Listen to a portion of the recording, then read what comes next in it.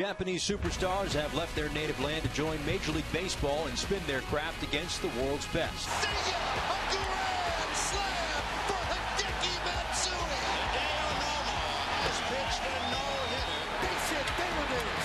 4,000 hits. The exchange went both ways for nearly 20 years as groups of MLB stars would make a biannual pilgrimage to the Far East to face off against Japan's best in the Major League Baseball versus Japan All-Star Series.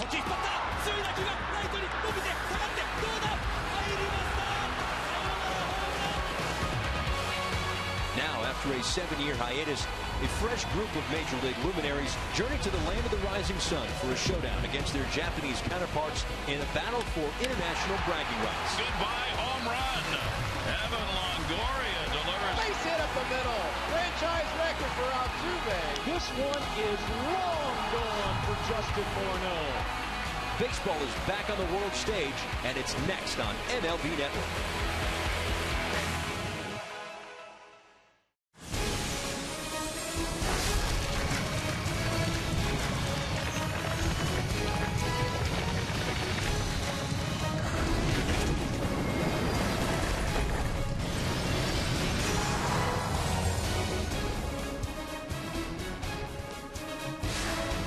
Welcome to Koshien Stadium in Nishinomiya, Japan for the 2014 Japan All-Star Series. Today, the Major League Baseball All-Stars have gathered to take on a roster comprised of the Hanshin Tigers and Yomiuri Giants of the Central League for an exhibition contest right here on MLB Network. With Mark DeRosa, I'm Paul Severino. This is Japanese professional baseball's 80th anniversary game. Again, a joint team of the Hanshin Tigers and Yomiuri Giants taking on the Major League Baseball All-Star team. A lot of big names on this Major League Baseball All-Star team. We'll pick out one, Mark, and start with Robinson Cano. Yeah, obviously one of the biggest names on the U.S. roster, a 6-time All-Star. All he did in 2014 was revitalize baseball in Seattle, and he'll give a unique perspective to the U.S. team coming over because he's played with the likes of Hideki Matsui, Ichiro, Hiroki Kuroda, and Iwakuma have all been teammates.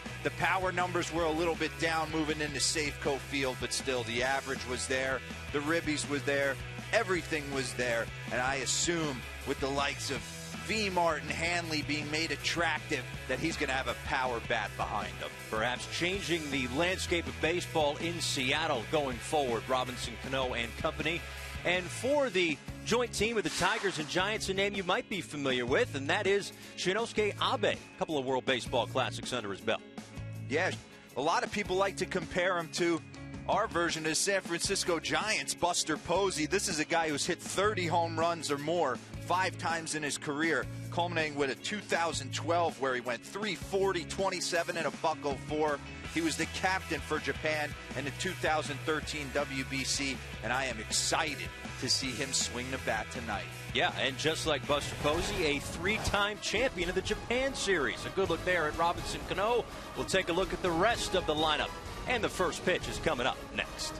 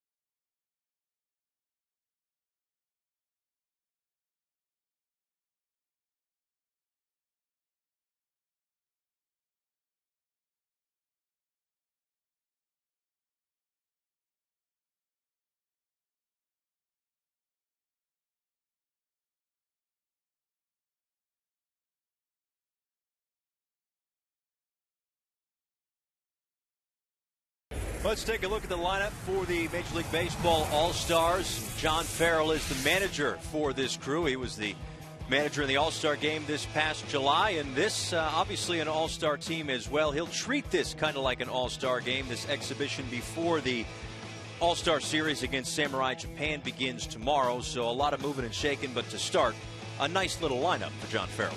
Absolutely. The jewel of the lineup sits in the number 2 hole, but you look up and down this, and you got Chris Carter lurking in the 8 hole. All he did this year was hit 37 tanks and 88 ribbies, so a lot of power up and down that lineup. One thing that will be interesting, though, for this team is how they work their outfield. Obviously, you see Chris Carter in the outfield. They don't have a ton of full-time outfielders on this roster. Just Dexter Fowler and Yasiel Puig, who are in center and right tonight. So left field might be an issue. We'll see. We'll see what Chris Carter brings to the table. I have a feeling Ben Zobrist bought multiple gloves on the flight over and will be playing an awful lot this series. Something else to take a look at. No grass on the infield, Mark. Yeah, very interesting. You know what, though? It looks like it's absolutely beautiful, the hallowed grounds of Koshien Stadium. I don't expect any bad hops, so it looks pretty beautiful to me. Just about set to go as Atsushi Nomi is done with his warm-up tosses, and we are ready to go. Again, Japanese professional baseball's 80th anniversary game, a joint team of the Hanshin Tigers and Yomiuri Giants up against this Major League Baseball All-Star team. Alcides Escobar steps in, and the first pitch is in there for a called strike. I expected Escobar to ambush like he did in most games in the World Series. He let that one go after having some time off. But not a ton of time off. In fact, there are 4 Kansas City Royals on this roster, believe it or not. A bit of a surprise to me. Jeremy Guthrie and the pitching staff. Obviously, Alcides Escobar, Sal Perez, and Eric Kratz as well. The 0-1 pitch on the way to Escobar from Nomi. Misses inside, 1 ball and 1 strike.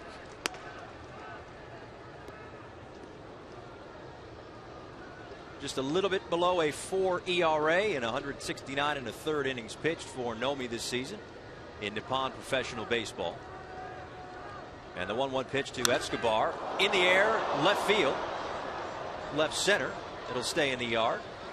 And Ito puts it away for out number 1.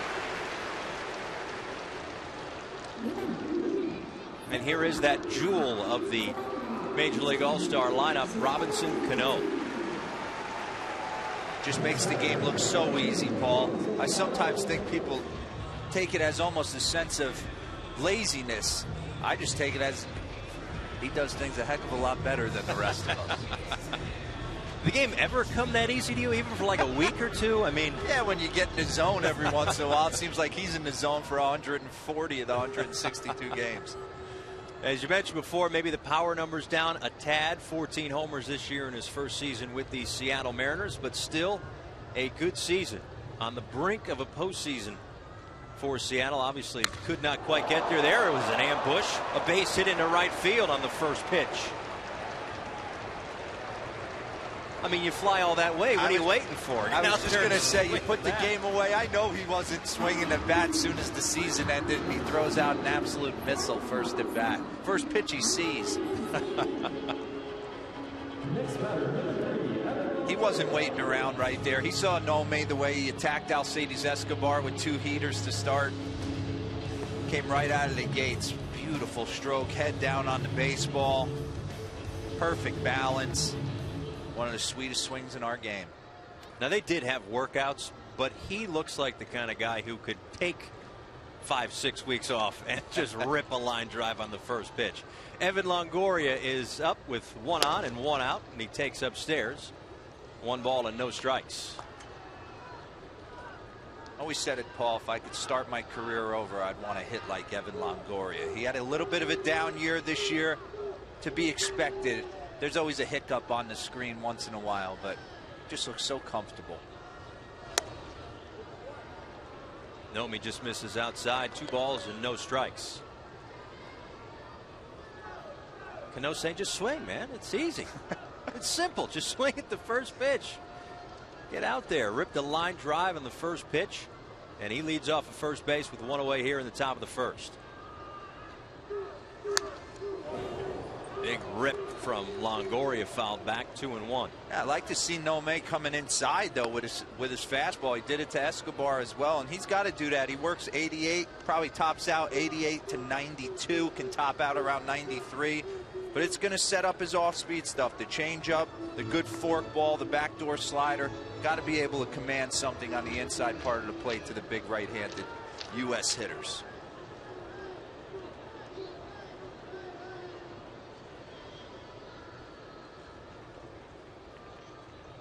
Nomi deals the 2-1. And Longoria couldn't hold up. That first base umpire may look familiar to you. It's Chris Conroy. 2 major league umpires and 2 umpires from the Nippon Professional Baseball. Fumihiro Yoshimoto behind the plate. Chris Conroy's at first. Fukuya is at second and Mike Winters is at third. And a check on Cano over at first. It is a different look, though, with the no grass infield. I'm intrigued by that. It's different. Is it take any getting used to? I would think maybe. Yeah, I'm sure it does. I'm sure these guys have been out here taking ground balls. As long as the dirt's pure, no problems. Another check swing there by Longoria, but he held up this time. Count runs full, 3 balls and 2 strikes.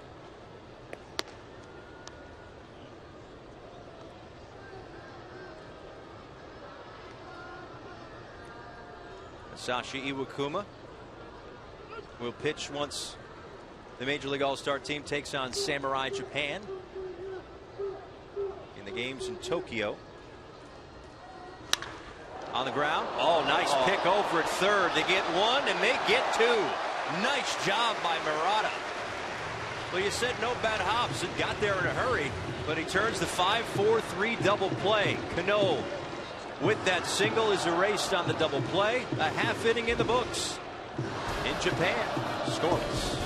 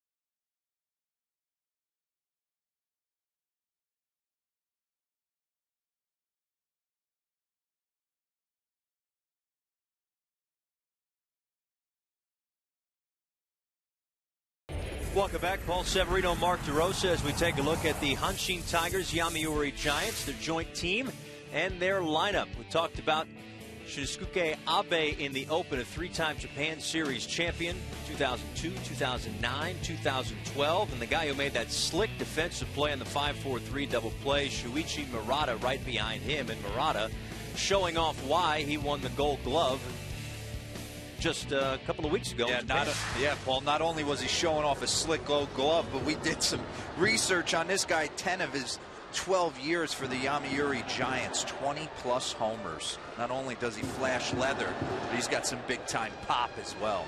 Chris Capuano gets the start for the Major League All-Star team, and he'll face Yoshiyuki Kamei, the right fielder, to lead things off. That one is upstairs, 1-0, and you can tell the difference. The top and the bottom of the inning, just the energy level in the ball yard. It was quick. I mean, they are excited. And we've seen that in World Baseball Classics in years past, too. They love their baseball in Japan. Noisemakers, chants, songs. It's more of what we might be more accustomed to, a soccer type feel. That's exactly how Chris Capuano described it, like he was going to pitch in a soccer match. And what is Sal Perez doing in this game? He's only played in every game this year. So no surprise he was going to be behind the plate.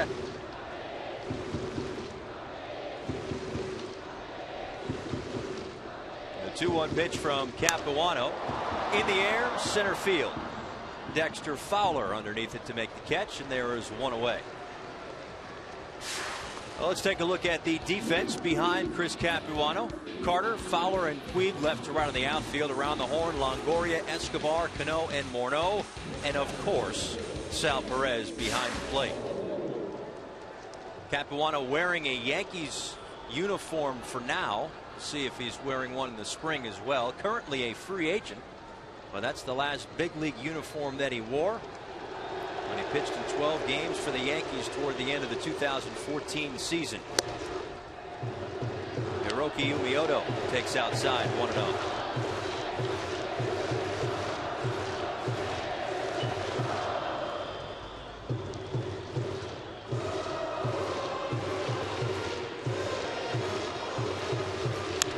This one is hit in the air to the outfield. Chris Carter moving over, but Fowler calls him off. And there are two away here in the first. You know, it can't be easy taking all that time off Chris Capuano. He said he threw a couple light bullpen sessions to get ready for this start. But to amp it back up, I don't care who you are.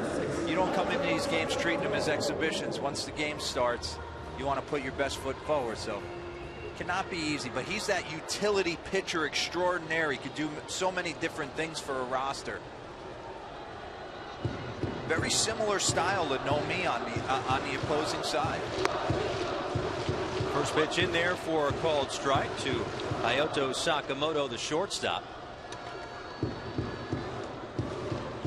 And Chris Capuano, as Mark mentioned, hasn't pitched since late September. So a few weeks off, a couple of bullpen sessions here and there to get geared up for this, but there will be pitch limits while these Major League All-Stars are over in Japan. A pitcher can't throw more than 80 pitches per game. If he exceeds that limit, they'll let him finish. The batter, of course. And if a pitcher throws more than 50 pitches, he must have 4 days of rest before being able to throw in another game. If a pitcher throws more than 30 pitches or throws for 2 consecutive games, he's got to have a day of rest. Pulled the string right there. Nice pitch. And that's what Chris Capuano is going to do. He's going to get you thinking soft. He can pop that 92-mile-an-hour fastball in on you. But for the most part, he's going to nickel and dime you, get you in that proverbial rocking chair, and try and throw off your timing. There was the heater in.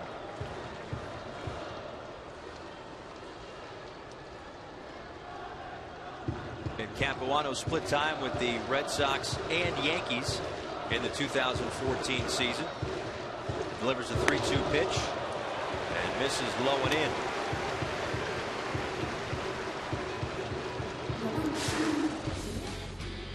So a closer look here at how the pitchers will be limited. And again, they don't want to see anybody get hurt. So an 80 pitch limit per game. Can't throw for 2 consecutive days. Throw 30 or more pitches, have to rest 1 day. Throw 50 or more, it's 4 days off. So something to keep an eye on. 12 pitches to this point as Shinosuke Abe steps in. A guy who, if you are a fan of the World Baseball Classic, you know the name, you've seen the power. And he takes low, 1-0. The only player in WBC history to hit 2 homers in the same inning versus the Netherlands. I don't think I ever did that in Little League. Never mind against exactly. Some of the best competition the world has to offer. And that's one of the reasons why they're doing this. Exactly. This Japan series. They're gearing up. The Japan national team gearing up for the 2017 World Baseball Classic, and Sakamoto picked off, so Capuano walks him and then takes him right off the bases, getting a little greedy at first. We're through one, scoreless. They made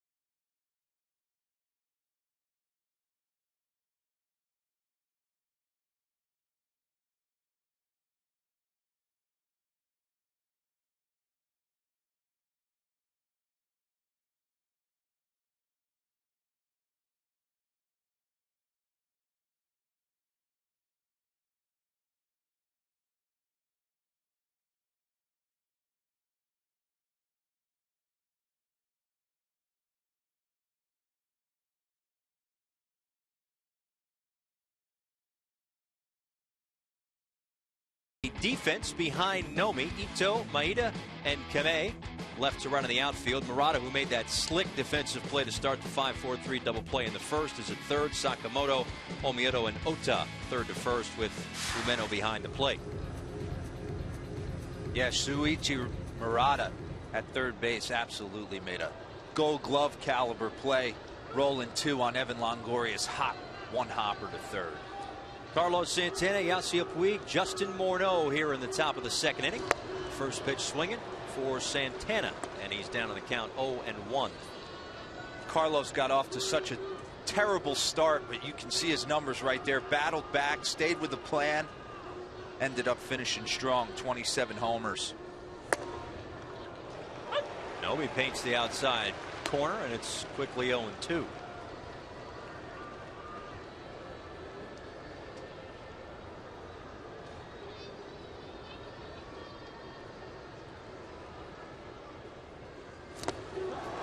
Chases the ball in the dirt, and Santana's retired for the first out here in the second inning. Nasty pitch right there. Looked like a fork ball. That's exactly what it was. A little version of the split finger almost. Depth and dive, good arm action. You can see it almost fumbling down. And when you haven't seen a pitcher, and I know none of these guys that face Nomi,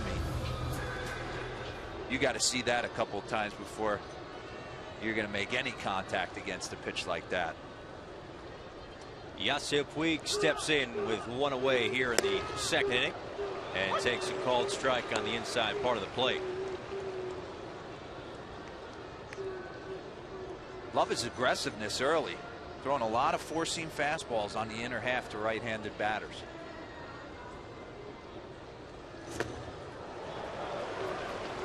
Puig down to the count, no balls and 2 strikes. They've been kind of aggressive too. I mean, Santana struck out on 3 pitches. Puig down 0-2. Cano swung at the first pitch, lined a single back in the first inning. They're out there swinging. Puig chases. 2 strikeouts here in the second inning for Nomi. Yeah, I'm wondering if this is the exhibition game. Do the MLB players, are they going to treat it like the last day of spring, where you're fined if you don't swing at the first pitch? So we got to get on the plane and get out of here. But I don't think that's the case. I just think you're seeing Nomi right now. He's got a beautiful fastball command working, and then he's got that nasty forkball to strike out both Santana and Puig back to back. So Justin Morneau steps in with 2 away here in the top of the 2nd inning, and Nomi deals upstairs 1 ball and no strikes. Batting champ Justin Morneau. Colorado seems like the place to be. They've had a few in their brief history, those batting champs. One of them, Michael Kadire, the newest member of the New York Mets. Interesting sign there yesterday. Kind of took everybody by surprise, but I think a great addition to the New York Mets lineup. Lengthens it, makes it stronger, gets a chance to play with his boy David Wright. That forkball's been working, huh? That is nasty.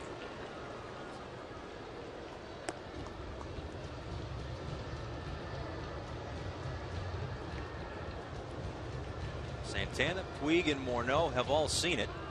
Santana and Puig have struck out so far here in the 2nd. Doesn't chase that time. 2-2.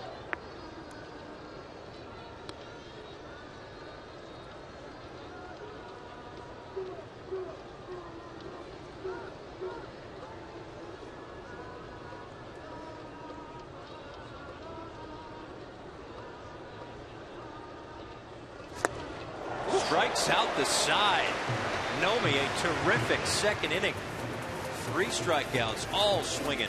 We go to the bottom of the 2nd.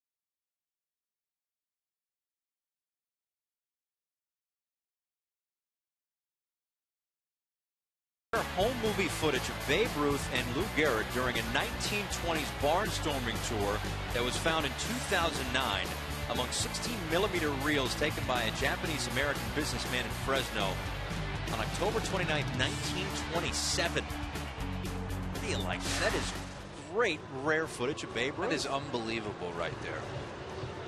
You know, you think of those things every time you walk into places like Fenway Park, you walk through the tunnel as a former player, and you said, Babe Ruth played here. Yeah. Lou Gehrig walked these halls, and exactly the same can be said about Koshien Stadium. Shinosuke Abe takes a called strike on the breaking ball. He was up in the bottom of the 1st inning when Sakamoto was picked off at first after the 2-out walk. So Capuano helped himself to get out of that 1st inning. Now he's even in the count, 1 ball and 1 strike to Abe.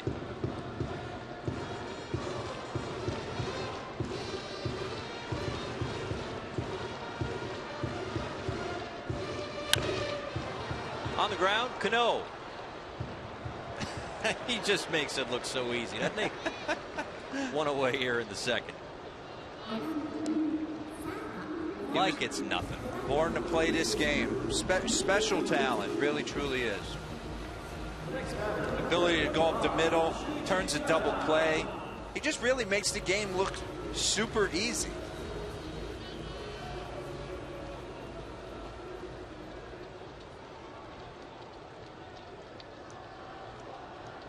Chris Capuano, 31 2/3 innings with Boston, 65 2/3 with the Yankees this season.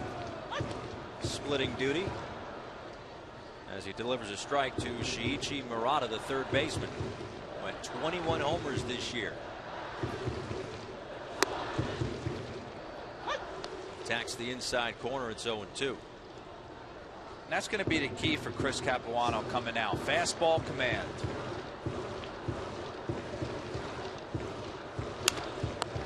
Right back at Capuano and puts it away for out number 2. If you can steal those strikes early, 0-1, 0-2, and then sets up this nice changeup. Again, a lot of players from both sides seeing guys for the first time that they've never faced. You don't have a feel for what their breaking stuff does. Obviously, the MLB team has no answer right now for Nomi's forkball. We'll see how that extends throughout the course of this game. The left fielder Hayata Ito steps in and takes a called strike. So again, this is the Japanese professional baseball 80th anniversary game. It's a joint team of the Hanshin Tigers and Yomiuri Giants. Major League All-Star team in Japan, though, for another week beyond tonight. This is just more of an exhibition. The actual 2014 Suzuki All-Star Series begins tomorrow. Samurai Japan will take on this big league All-Star squad. So basically a Samurai Japan team made up of the best that Nippon professional baseball has to offer. Tonight, though, just a split squad of Tigers and Giants. Major League All-Star team will travel all over Japan for those games. A 5-game series and then one more exhibition game between those two squads on November 20th. Capuano gets Ito looking to end the second. We are through 2 and we're scoreless.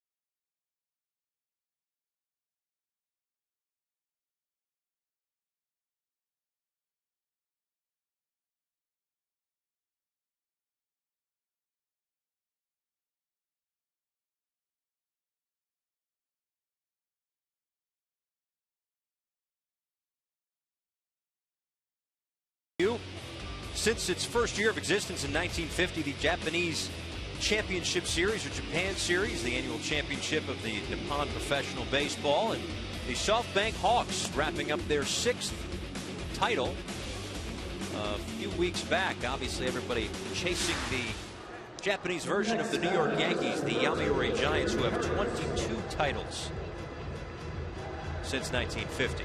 We move to the top of the 3rd inning, bottom 3rd of the order for the Major League All-Stars. Sal Perez, Chris Carter, and Dexter Fowler. Nomi struck out the side in the 2nd inning, retiring Carlos Santana, Yasiel Puig, and Justin Morneau all swinging. And a new pitcher in the ball game here to face Sal Perez in the 3rd. That's in there for a called strike. Here's Sal Perez, including the postseason this year. 158 games started behind the plate, and the only Gold Glover on the Major League roster this year. Swing and a miss. You're going to see a steady diet from the Japanese pitchers of this version of forkball split finger. The 0-2 pitch from Yuki Koyama to Sal Perez in the dirt. Another one right there. Yu Darvish, Daisuke Matsuzaka, Iwakuma. All the Japanese pitchers that come over, for the most part, have that nasty split finger that they can put you away with. The 1-2 pitch right back up the middle, and it's a base hit for Sal Perez. Aggressive right there. Sal Perez with 2 strikes. He tried to sneak a fastball by him after showing him 2 splits in the dirt, and Sal Perez was all over it. If the theme is Robinson Cano makes the game look easy, Sal Perez never tires. They asked Dayton Moore, are you shocked he's going to Japan? He said, no, I'm not shocked. The guy loves to play the game. You would think he'd just want to go home and relax on the couch for a little bit. No, he was actually in the Scottsdale area last week, checking out some Arizona Fall League games. It's amazing. A baseball junkie, apparently. Chris Carter takes a called strike. What a year for Chris Carter. 37 homers, 88 RBIs. Ballpark, Minute Maid Ballpark in Houston just sets up perfectly for this guy's swing. The Crawford boxes out in short left field. And it was good to see the Houston Astros, a team that was obviously just struggling for 3 years in a row, to get in the win column, losing over 100 games in 3 straight years, to play some better baseball. I know they fired their manager Bo Porter along the way, but as a team, as an organization, seemingly going in the right direction. And Chris Carter, Jose Altuve, who is also on this Major League All-Star team, not in the lineup tonight, but you can see him right there in the Major League dugout. Obviously the cornerstones of that club going forward.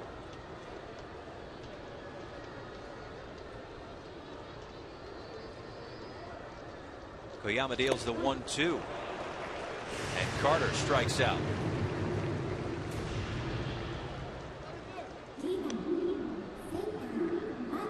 Yeah, it's kind of their trademark pitch, it seems. Certainly tonight. Using the Major League Baseball players' aggressiveness against them right now.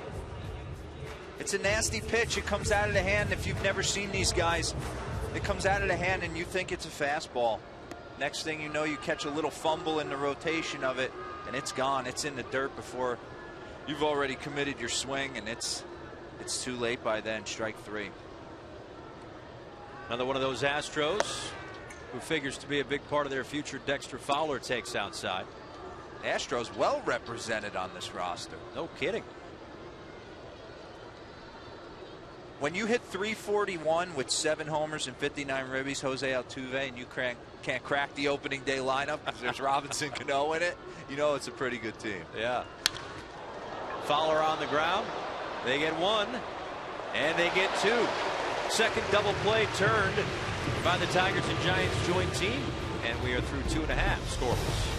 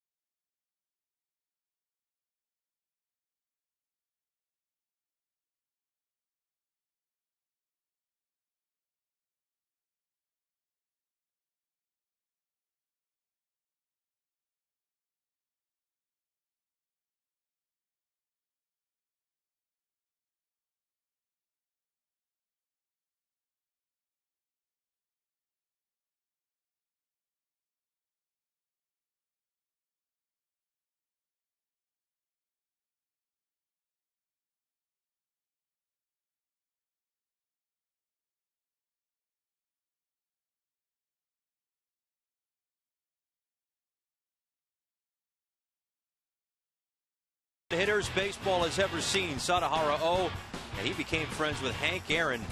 These two guys squared off in a home run derby before an exhibition game in 1974 after Aaron had eclipsed the home run record held by Babe Ruth. By that time, O was running away with the Japanese home run record. First Japanese player to reach the mark of 600 home runs did it that year.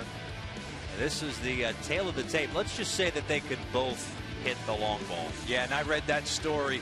Sadahara O hooked a couple that were questionable. We needed replay back in the day. They called them foul. There were some arguments. Two of those balls could have been called fair, but Hank Aaron wasn't concerned about who won or lost. They just said they put on an amazing show for the fans. Well, he could say that because he won 10-9. Exactly. He didn't lose at a home run hitting contest. Chris Capuano back out for his third inning of work. He'll face 7, 8, and 9 for the Tigers-Giants joint squad. Taishi Ota leads things off. On the ground right side, Cano. 2 more no, 1 away. So John Farrell, the skipper of the Major League All-Star team, said he was going to treat this like an All-Star game. So you would imagine by the 5th, maybe 6th inning, we'll start seeing a turnover. I guess, a little surprised that Capuano's still out there. He said he wants to get as many pitchers work as he possibly can, but 3rd inning of work here for Capuano. He's cruising right now. Ball 25 pitches into the top, into the bottom of the 3rd. And you want, as every player on that roster, you want to get the kinks out. You want to get the nerves. I know these guys are coming over here and they've played in the big leagues for many years, but you want to put your best foot forward and play well. And there's nerves involved, and you want to get out on that dirt, kind of have that first one hit at you. And therefore a called strike to Ryutaro Umeno, the catcher.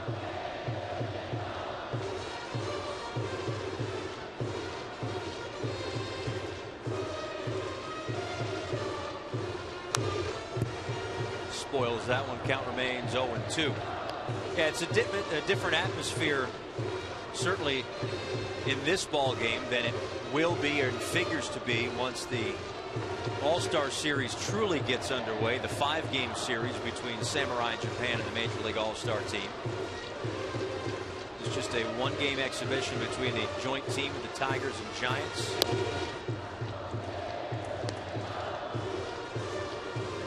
Umeno, 23-year-old rookie for the Hanshin Tigers this year. We've seen a lot of young players tonight. This exhibition game getting their feet wet at the bottom of the order for the Japanese team.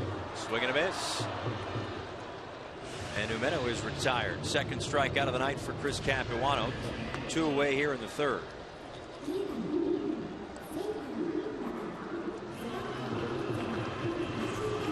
Capuano looks sharp.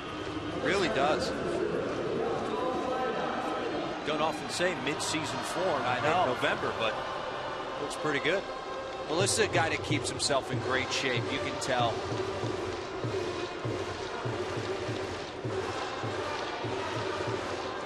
The number 9 hitter, Yamato Maeda, the center fielder, takes a called strike on a breaking ball. But he has command of everything. If you can flip that 0-0 breaking ball in, mix in that fastball in and out with a good changeup, going to be effective.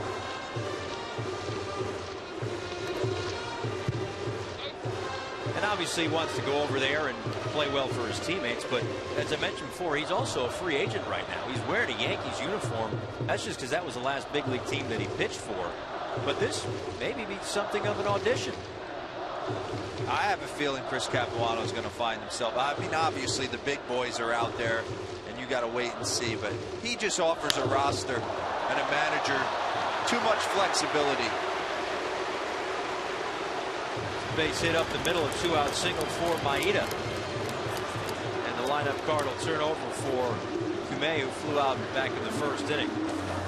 Yeah, I mean, he's a seasoned veteran, of course. You kind of know what you're getting with a Chris Capuano. He's a innings eater type. Pitch out of the bullpen if need be. Can start if need be. Doesn't hurt to have a good time in Japan, though. A lot of these guys taking in the sights. Yeah. Maida off of first base. And Kamei takes a called strike. Plane flight not easy. Probably takes a day or two to get adjusted, but the atmosphere in the ballpark will wake you up real quick. I think so. Doesn't matter what time your body clock says it is.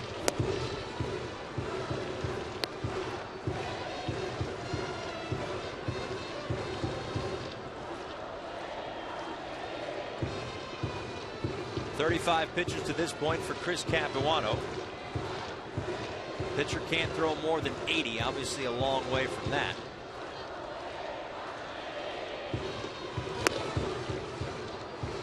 It's the outside corner, 1-2.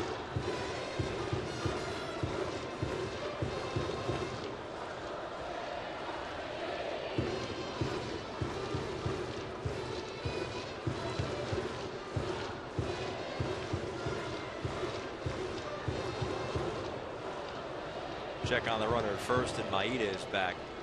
Now, obviously, Capuano did not make the postseason with the New York Yankees, but there's a number of players, pitchers that is, on this big league all-star team that did go to the postseason. So having those extra pitches or extra innings under their belt, obviously not scaring them off from Japan. I mean, just looking at it quick, Jerry Blevins, Randy Choate with the Cardinals, obviously Jeremy Guthrie with the Kansas City Royals. A number of guys threw extra innings, I guess you could say, once you got to October, but still deciding to go to Japan and make the most of it. Could be a once-in-a-lifetime experience. And not, you know, you would expect those guys to be tired, but those are the guys that should be the sharpest. Playing competitive baseball at the highest level of our sport, fresh off the field, jump on the plane, go over to Japan. Expect them to play well. Matt Shoemaker, another one of those guys with the Los Angeles Angels of Anaheim, and he'll pitch game 1 against Samurai Japan tomorrow. Kamei spoiled a nice curveball right there from Capuano, battling. Hit .296 this year with 8 homers.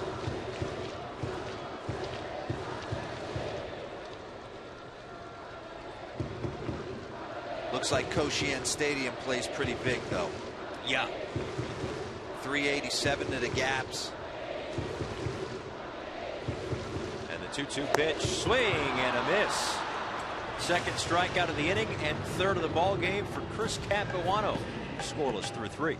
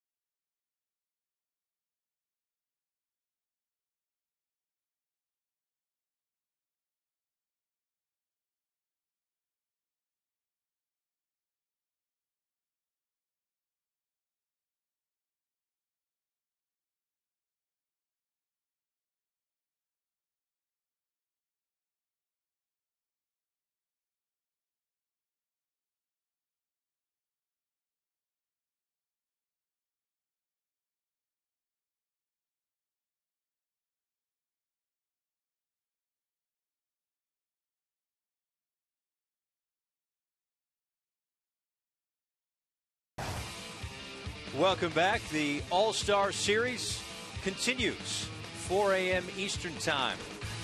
All but Game 5 as Samurai Japan and the Major League All-Stars get it going. for real in Game 1. Matt Shoemaker goes in Game 1. Hisashi Iwakuma in Game 2. Jeremy Guthrie in Game 3. And then tonight's starter Chris Capuano goes in Game 4. And, of course, an exhibition game on November 20th as well, once the actual Japan series is all said and done. Paul Severino and Mark DeRosa back with you as we move to the top of the 4th inning, top of the lineup for the Major League All-Stars.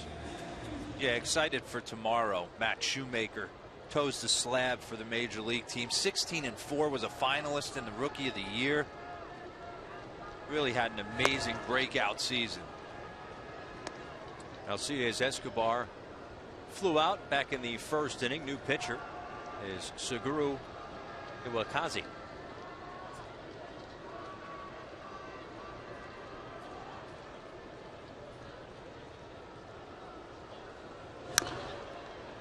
Wide of the bag at 3rd, 1 ball and 1 strike.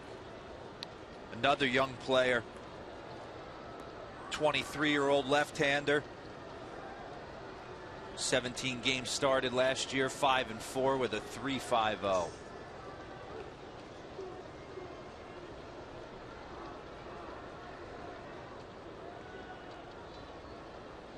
Iwazaki deals the 1-1 to Escobar upstairs, 2 balls and 1 strike. And another thing that you kind of notice from Japanese pitchers, Robinson Cano on deck, is that pause in their delivery.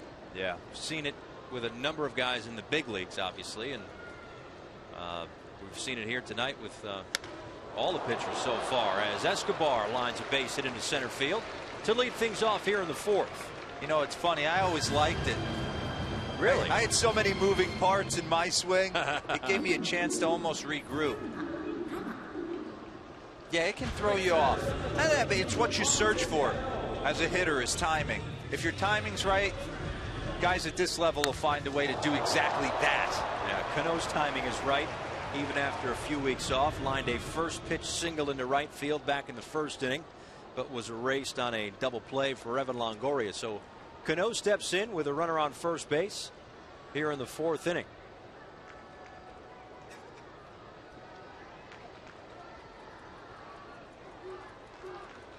And check on Escobar over at first.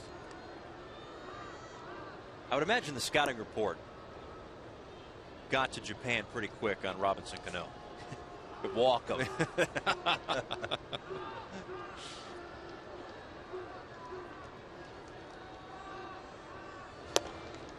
I just like the fact, Paul, that he lived up to it. I know it's early in the contract, but when you get handed 10 for 240 and you walk away from New York and the allure of Yankee Stadium and everything the Yankees represent, you know, he took a lot of heat to go to Seattle and found a nice home and had a great year.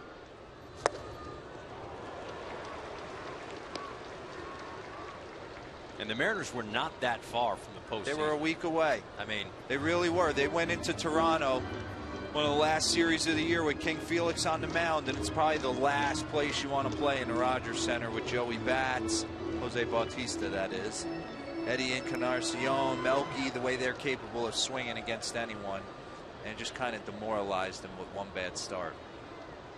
And if memory serves, the Mariners' travel schedule was really brutal. Treacherous. In that 10, 11, 12-day span, they were all over the map, quite literally.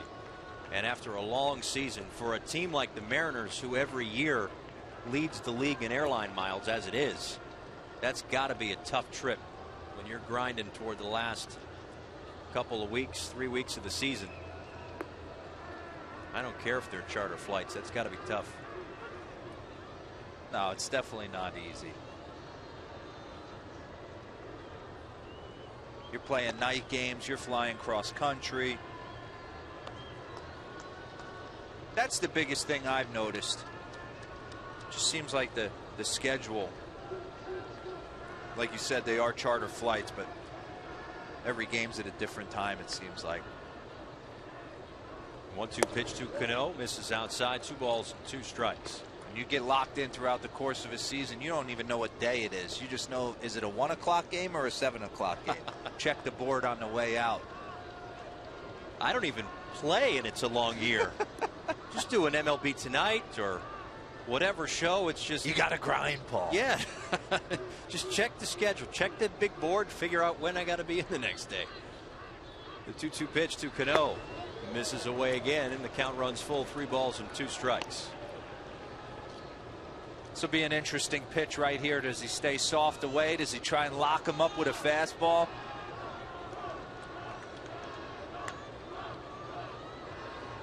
Probably see Escobar in motion. Cano doesn't strike me as a strikeout candidate. No, probably going to put the ball in play. Something of a contact hitter for sure. Looks like off speed from the signal. The payoff pitch to Cano. Shoots it foul.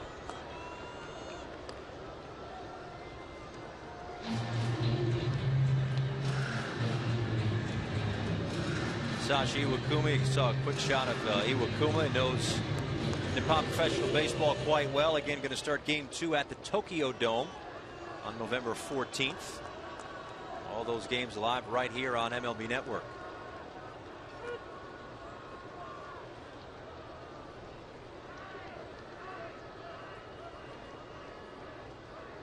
And again, the 3-2. Hit hard through the left side for a base hit.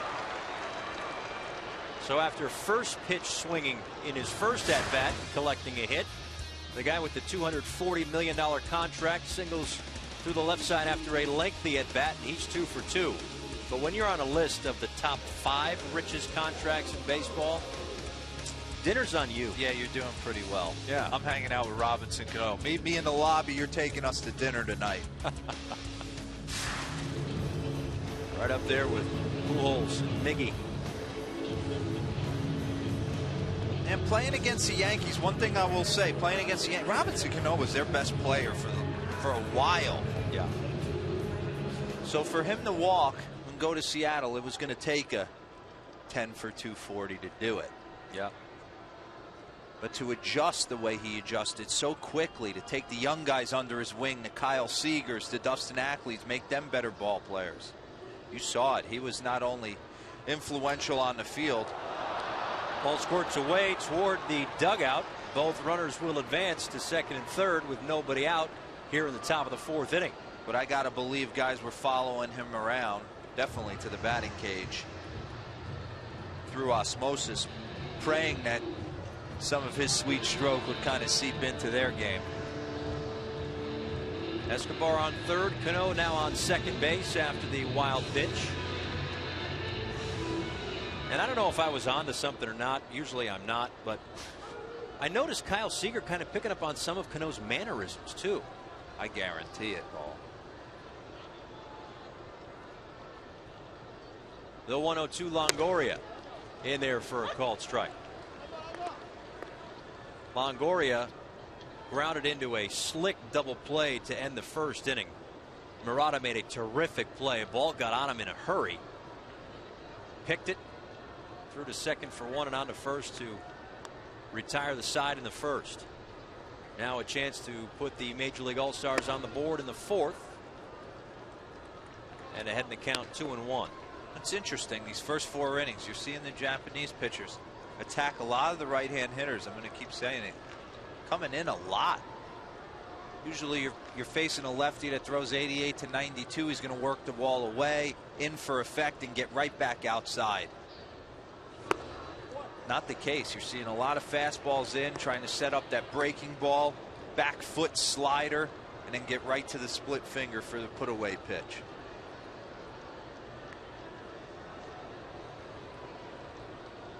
Should see Jose Altuve later in this ball game. Again, John Farrell said he's going to treat this like an all-star game, get guys a couple of at-bats, try to get everybody in. Good job by Escobar to get out of the way. Count 3-2.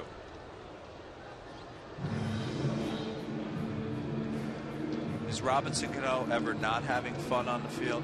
I don't think so. I would say maybe when he goes 0 for 4, but that doesn't happen very often. A multi-hit game for him tonight, had 56 of those in the regular season. 5th most in baseball. He's on second base. Escobar on third. And the payoff pitch to Longoria misses. And the bases will be loaded for Carlos Santana.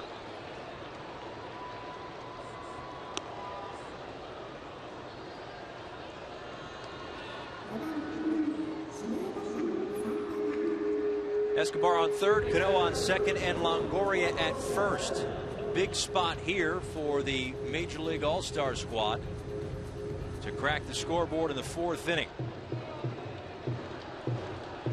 With the bases loaded and nobody out, some heavy hitters coming up. Frankly, they're all heavy hitters in this lineup, but Carlos Santana now, Yasiel Puig on deck, and Justin Morneau perhaps behind him. Santana takes a called strike. They're effective in there. That ball appears to be a little bit off the plate in, but they've been popping that zone. The umpire is starting to give it to him. Santana struck out in the second inning, first of 3 consecutive strikeouts for Nome in that inning. This one on the ground to the left side. They get 1 at second, they get 2 at first, but a run comes in to score on the double play, and the Major League All-Stars take a 1-0 lead.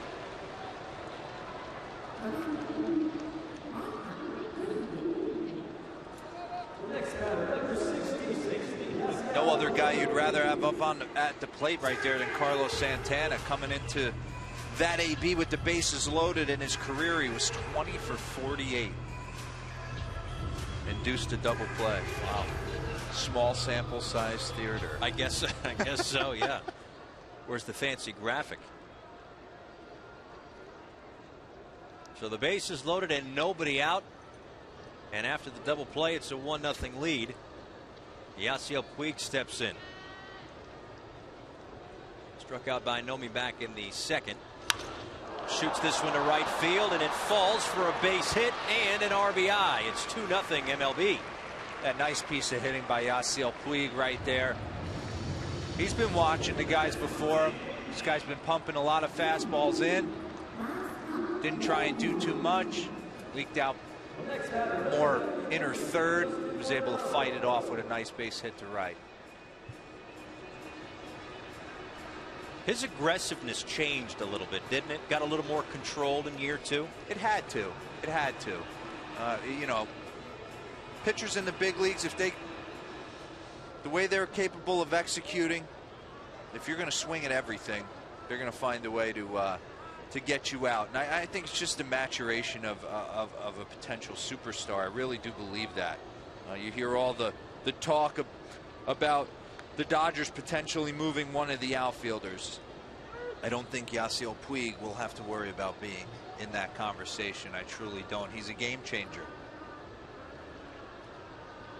Justin Morneau takes upstairs 1-0. He struck out as well back in the second inning, the third of the 3 consecutive when Nome struck out the side in the second.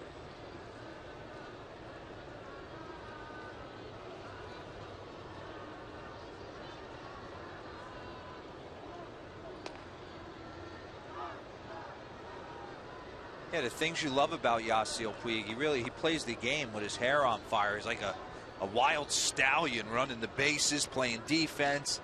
He's got all the tools. But also that style of play leads to the occasional critics getting on him about running into outs, running his team out of certain innings, making some interesting choices. Sure. In the outfield, but a lot of foul ground here at Koshien Stadium as this one was popped up, and Murata had a long run. I mean, it's not O.co in Oakland, but still a lot of foul ground and a long run just out of the reach of Murata. So Morneau continues to have life here in the fourth.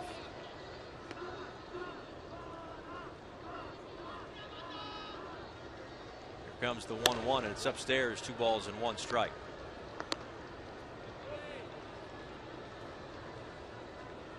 how about Justin Morneau? Goes over to Colorado, wins himself a batting title.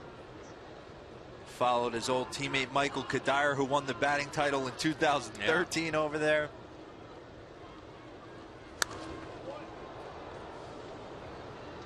Known obviously as up until the summer of 2013 as a lifelong Minnesota Twin. It was tough for him to leave, And he was the guy, Paul. He was the guy going into the Metrodome. Joe Mauer, obviously, batting titles. But this was the guy, when he got into the box, you said one wrong pitch and he's going to put a crooked number up on that board. Former MVP.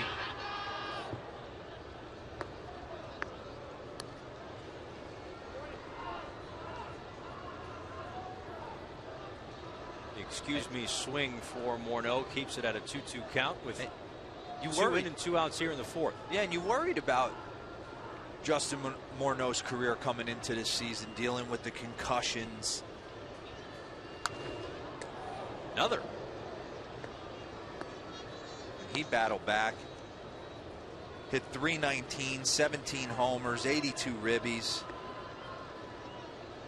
Just really played well, had a great year. And that again was on the heels of a year in which he had 259, splitting time with the Twins and Pirates. Only played 25 games with Pittsburgh. Looks at strike 3. But the Major League All-Stars played a couple of runs on 3 hits here in the 4th. They've got a 2-0 lead.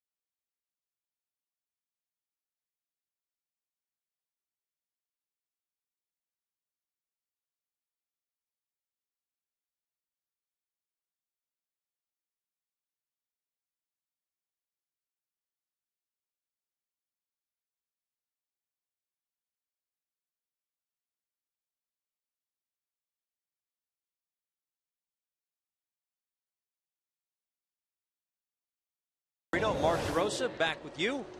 Koshien Stadium in Japan. Japanese professional baseball's 80th anniversary game. A joint team of the Hanshin Tigers and Yomiuri Giants taking on the Major League All-Star team before the 2014 Suzuki All-Star Series officially gets underway tomorrow. Samurai Japan against this same big league squad. Chris Capuano back out there for his 4th inning of work. 39 pitches to this point, and he will face 2, 3, and 4 here in the 4th inning. Hiroki Umioto leads things off, takes upstairs, 1 ball and no strikes. Mark, we haven't discussed this, but I will guess that you are like the rest of the world and think Clayton Kershaw is the NL Cy Young. Yeah, just like Jose Abreu was a unanimous selection for AL Rookie of the Year. It was a historic season. It was a Sandy Koufax-like season from Clayton Kershaw. 21-3, a 1.7. The question will be, will he win the MVP? Yeah, that will be the big argument, because Andrew McCutchen, Giancarlo Stanton, God, you can go down the list, almost add Jonathan LaCroix, Buster Posey. There was a lot of guys who played really well. Find out the MVP later this week as well. I mean, he is choked up to the label. Look at this. Stay short. I was just going to say that. My goodness. I'm blown away by Chris Capuano tonight. Very effective. Good hop for Escobar at short. Throw to first. And there's one away. Capuano has certainly been good tonight. Obviously not as good as Clayton Kershaw had been all year long, at least in the regular season.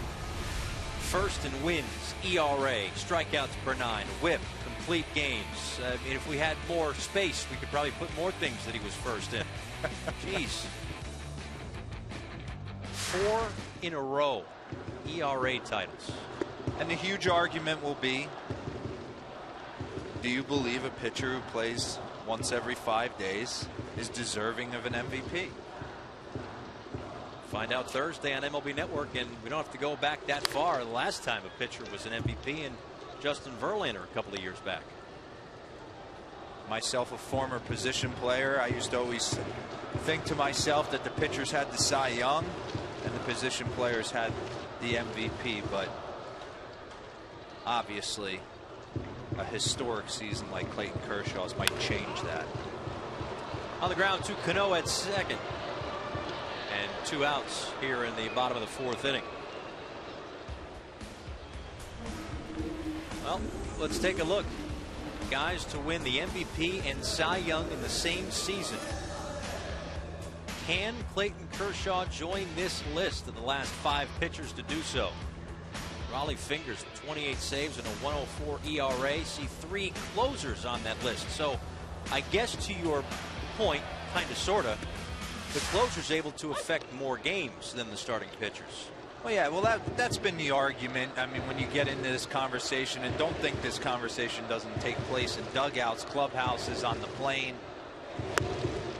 Everyone's obviously aware how great Clayton Kershaw is. But he plays 35 times. Andrew McCutchen and John Carlos, 150, 160 normal. They both got hurt for a little bit over a month. I think John Carlo missed the last 17 games. Andrew McCutchen was questionably drilled in the back in Arizona by Randall Delgado. Both had miraculous seasons as well. And Kershaw missed his time too. It's just at the beginning of the year. Missed a few weeks. I mean, you look at the numbers. Andrew McCutchen put up the exact same, if not better, numbers this year than in his 2013 MVP campaign. Abe skies one, center field.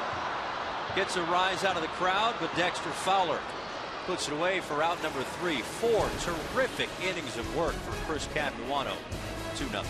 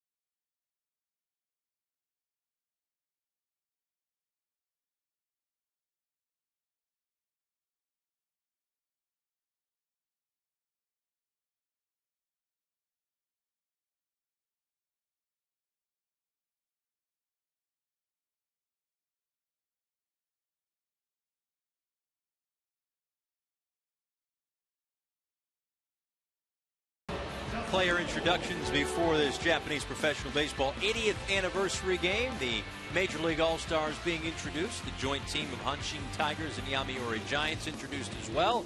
Both skippers, the umpires. Of course, the exhibition game before the Japan All-Star Series really gets going. Game 1 tomorrow, right here on MLB Network. Matt Shoemaker will go for the Major League All-Star squad. There you see him with and that he will you can't miss him. He's got that Brian Wilson beard. Rocking a huge beard tomorrow for Game 1. Not sure whether or not he would have shaved it had he won the Rookie of the Year. But with the season Jose Abreu had, I think it would have been tough for anybody. Sal Perez will lead things off against the new pitcher, Yuki Igarashi. First pitch swinging, and a ground ball to short. Sakamoto over to first, one away.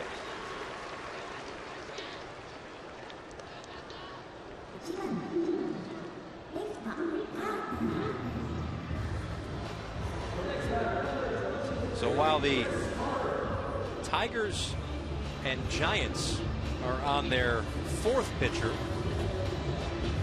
Team Major League Baseball still on their first. Chris Capuano, 4 awesome innings to this point. We do believe they brought over more pitchers. Maybe not. Chris Carter looks at strike 1.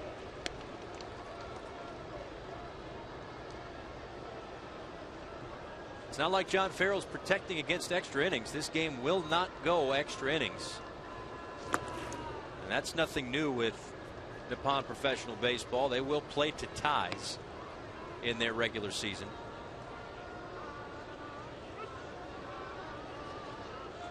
This one will not go more than 9. 1 and 2 to Carter.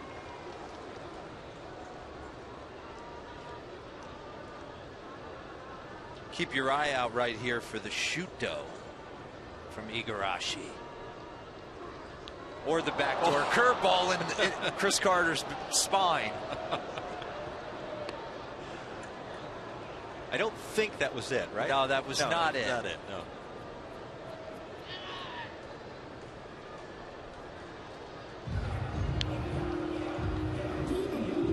Another member of the Houston Astros, Dexter Fowler, steps to the plate. Grounded into a double play to end the third. Luckily for Carter, that was an off-speed pitch that just slipped away.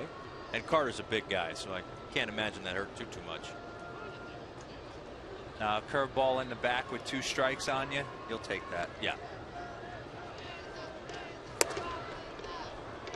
Igarashi misses inside to Dexter Fowler. 1 ball and no strikes. 3 seasons with the Yomiuri Giants. He was a 2012 Japan Series champion when they defeated the Nippon Ham Fighters.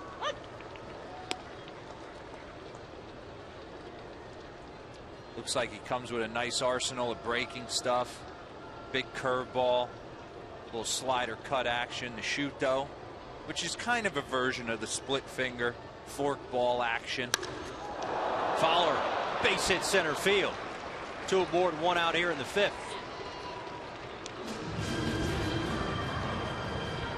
I just remember playing in the WBC for Team USA in 2009 and playing against Team Japan at Dodger Stadium. Here comes Altuve, and that word, the Shuto, is a huge, like, in vogue word. Oh yeah, of their version of the split finger.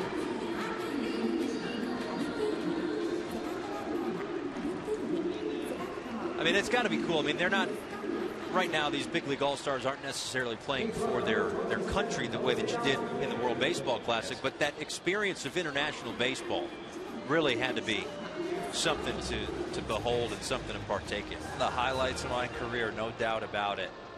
We ended up losing in the semifinals to Team Japan. I remember Yu Darvish bursting on the scene. Daisuke Matsuzaka started the game. And the thing I took away, they were so fundamentally sound. They did all the little things right. Got bunts down, executed hit and runs. Didn't give us any extra outs to play with. one of the reasons why the Japan national team has won 2 of the 3 World Baseball Classics, and really the main reason why there is a Japan All-Star Series. Haven't seen one for a few years, since 2006. But they want to get ready for the 2017 World Baseball Classic. Obviously not satisfied with only winning 2 out of 3.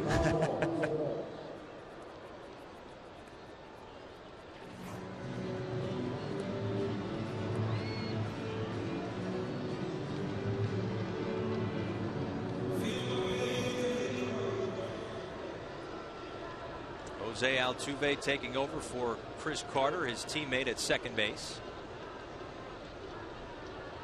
And Dexter Fowler, his other teammate, on at first. On the ground, left side. Nice play at short just to get there, but Sakamoto's got no play, and the bases are loaded with 1 out. And the last hitter you want to see coming into the box. Robinson Cano, 2 for 2. And with Altuve in the game, you'd think maybe there's a chance that John Farrell makes a switch, but maybe not. Not with the bases loaded, 1 out, and one of the best hitters on the planet stepping to the plate, who's already got 2 hits. His first pitch swinging in his first at bat, put together a terrific at bat. His second trip to the plate, and singled through the left side. So the bases are loaded, 1 out, top of the 5th inning. Altuve at third, Fowler at second, and Escobar is at first. 9 grand slams in Robinson Cano's career.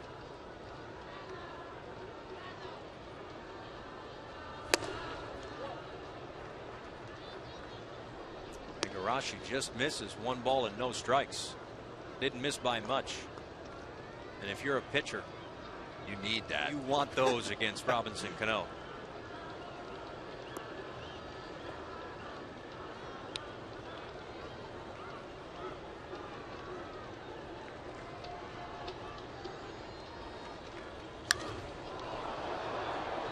He wants that one back ball right there. He started him with a 2-seamer, just off. You see a replay of his first swing tonight, just an absolute laser, and then stays inside, shoots the ball left field for his second knock. He got a pitch to handle right there to make this count 1-1 that he probably wants back. See if he goes off speed here.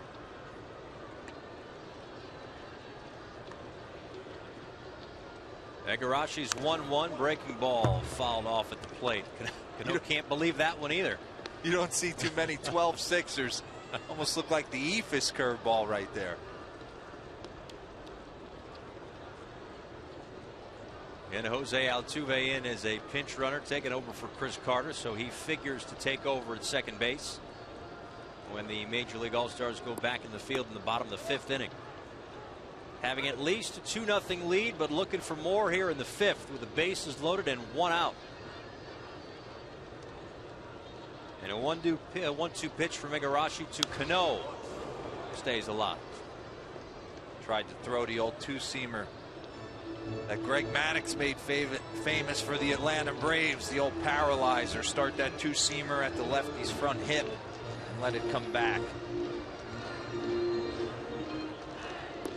That's the 2-seamer that all others are measured by, right? Absolutely. I mean, at least in recent memory.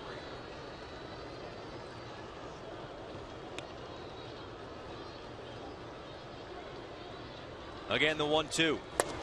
Breaking ball misses.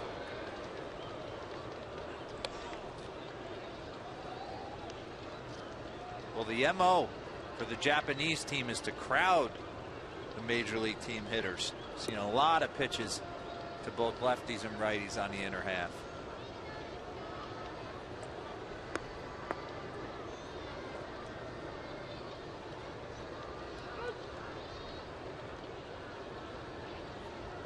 Major leaguers trying to break it open in the 5th.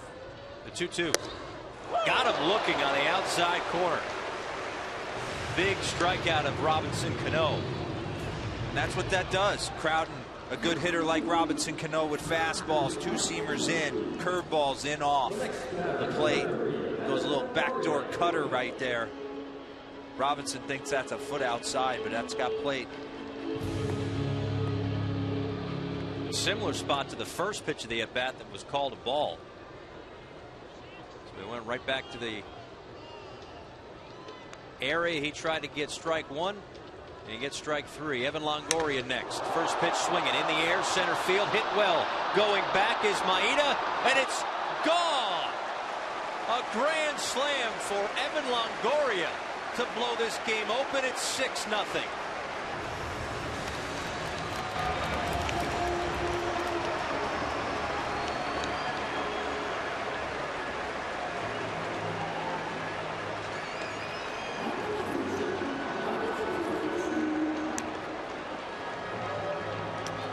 Three career grand slams in the major leagues for Evan Longoria, and one tonight in Japan. And I guess that's the depth of this major league lineup. You strike out Cano, you think you might be out of the woods. Not so much. And you get ambushed by one of the best right-hand hitters in our sport, Evan Longoria. First pitch swinging.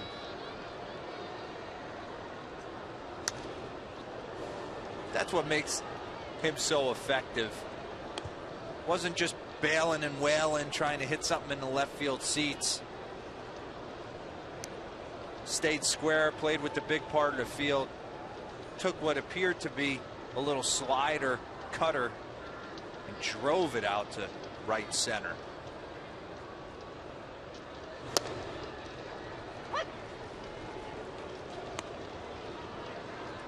Carlos Santana struck out in the second and grounded into a double play in the fourth.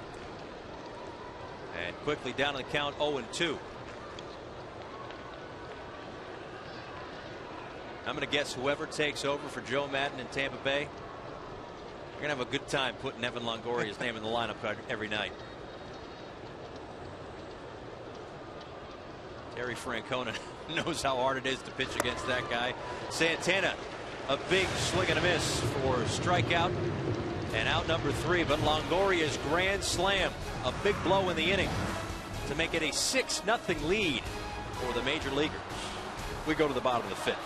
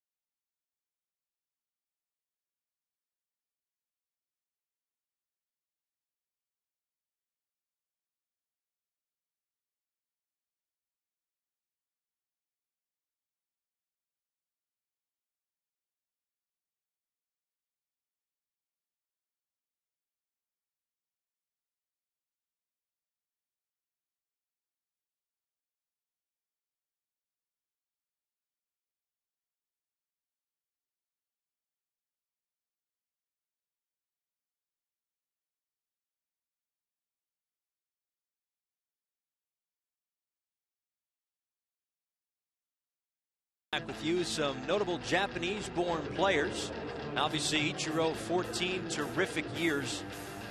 10-time All-Star, was an MVP back in 2001. Hideo Nomo burst on the scene. A couple of no-hitters to his credit. Hideki Matsui, a World Series MVP in 2009. And Jeremy Guthrie. Game 7 starter. Yeah, Jeremy Guthrie. That's right. Changes everything. Happy to be in Japan. Tweeted out that he's in the home of his ancestry. Comes in to pitch here in the bottom of the 5th inning, replacing Chris Capuano, who was really good. 4 innings, a hit, a walk, and 3 strikeouts.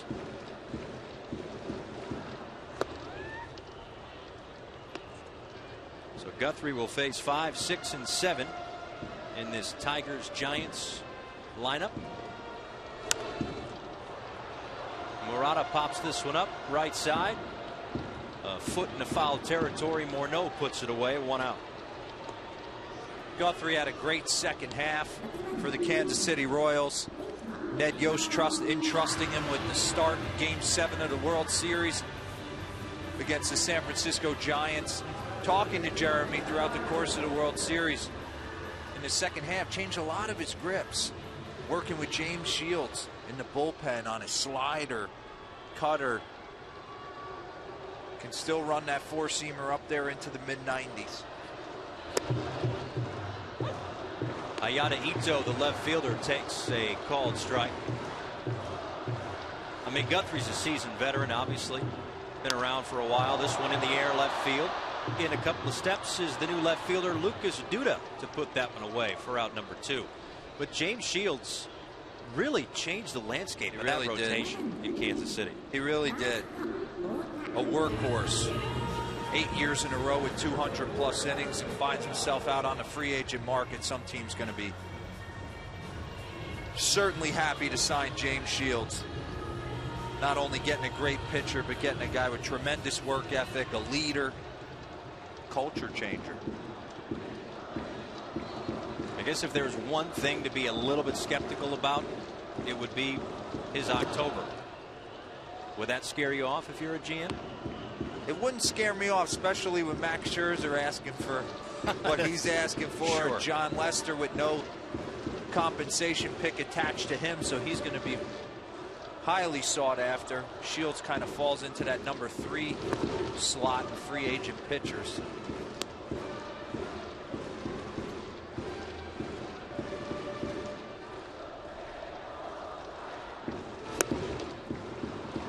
Swing and a miss. Taishi Ota. New defense. A couple of new defenders behind Guthrie. Ben Zobrist is at second. You saw Lucas Duda make the play in left field. Eduardo Nunez moves to third. Jose Altuve stays in the game and plays short.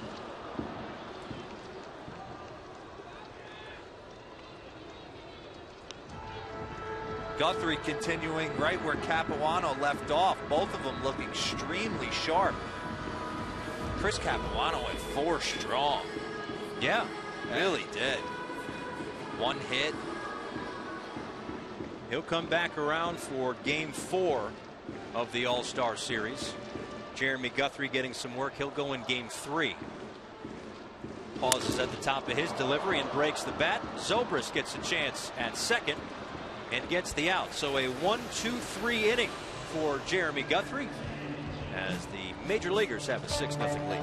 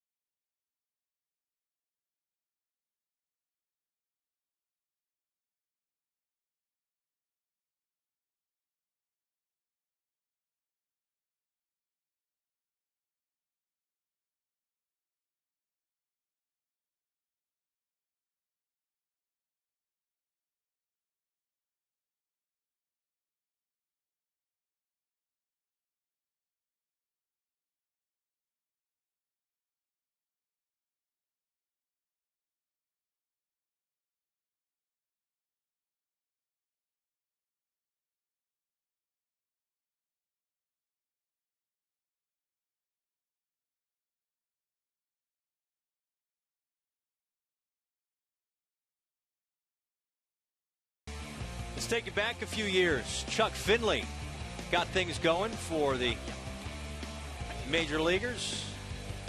And Randy Johnson was able to finish this thing off. One of the last times that Major Leaguers went over to Japan. A couple of tough lefties. Johnson finished this off and knew it right off the bat as Jesse Barfield put this one away. A combined no-hitter for the big leaguers. 1990. Randy Johnson's been a part of a few of those. I mean, man. I was in the lineup when he threw the perfect game in Atlanta.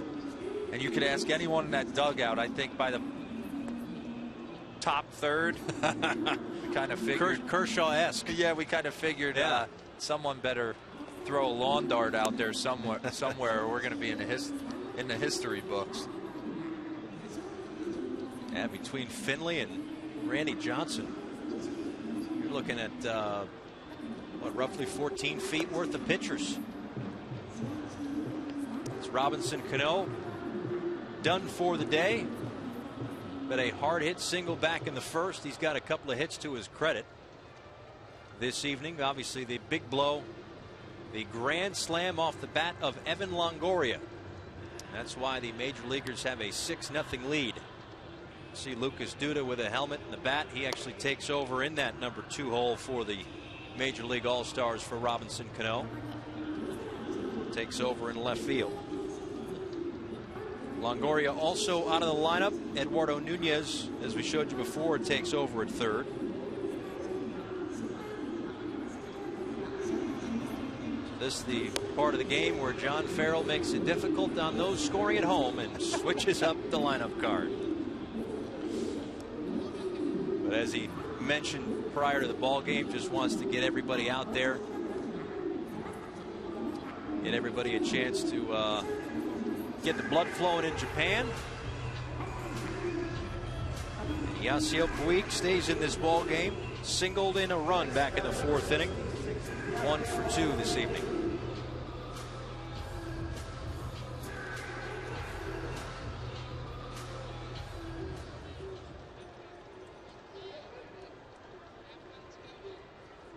And another new pitcher for Japan. That's Takumi Ikiyama. Delivers low and away, 1-0.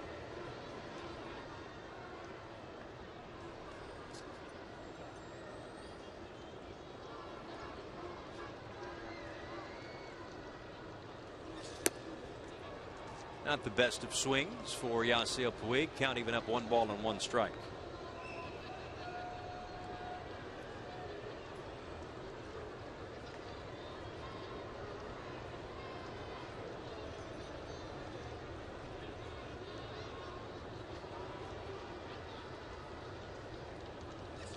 One pitch, skied center field. Maida there, and there's 1 away. Take a look at what Yasiel Puig did in year 2. Productive yet again, offensively and defensively, on the base. I mean, he's a 5-tool player. He really is. This is the beauty of this guy, number 66, Yasiel Puig. Can do so many things to impact the ball game from the offensive and defensive standpoint. You just wait for him to get a few years under his belt, mature a little bit, not give away so many at bats at the plate. Still threw out a miraculous season. Justin Morneau looks at a breaking ball. Count 1 ball and 1 strike. Morneau 0 for 2, struck out swinging in the 2nd and looking in the 4th.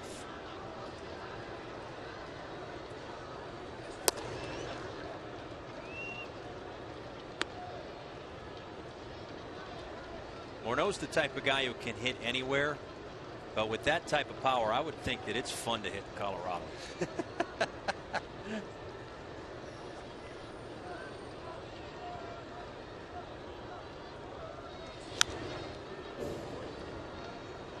Certainly on that pitch right there. Saw a curveball pop up above the belt. He was all in. Just missed it. Robinson Cano, a couple of hits tonight. His day is done. He'll gear up for the All-Star Series against Samurai Japan, which begins tomorrow. Morneau swings and misses. And he has been struck out 3 times tonight. 2 away here in the 6th. That's Akiyama's go-to pitch right there. The fork ball again. Nasty pitch. You see here from back behind home plate. Gives the impression of being a fastball. Once you commit, it's too late. That ball falls off the table into the dirt. You've seen a bunch of guys strike out early in this game on similar pitches. It's a good look. You can see the camera mounted on the helmet of home plate umpire Fumihiro Yoshimoto. Sal Perez takes ball 1.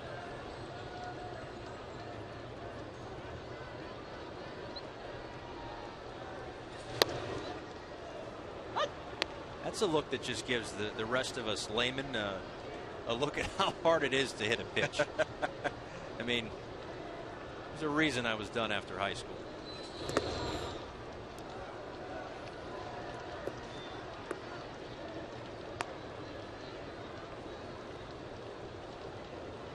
I'm kind of convinced that you're going to have to physically remove Sal Perez from this ball game. I mean, again, this is the time of the game where John Farrell's making some changes. He's already changed 3 or 4 guys in the lineup. Oh, that ball's hammered. Sal Perez to straightaway center field. Maybe that's why he left him in. It's a solo home run for Sal Perez. 7-0.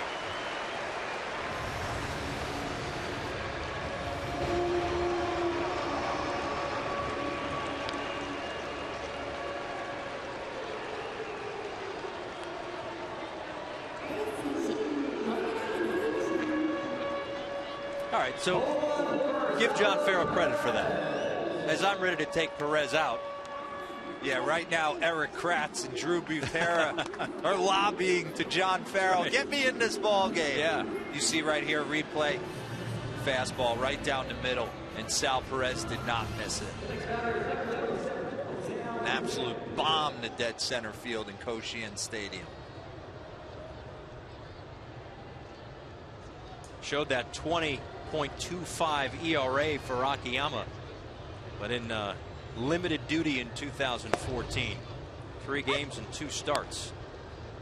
Just 6 2/3 innings pitched. Our first look at Jose Altuve in the batter's box. Took over as a pinch runner in the 5th inning for Chris Carter. Swings and misses, and it's 0-2. 225 hits for Jose Altuve this year. Seemed like every night you looked in the box score, this guy was throwing out 2, 3 knocks a night, stealing some bags. Good take right there. Fork ball down. It seemed like you saw multi-hit games from Jose Altuve every night or every other night. But one thing that you've never seen is him play shortstop in a big league ball game. Now he takes over at short.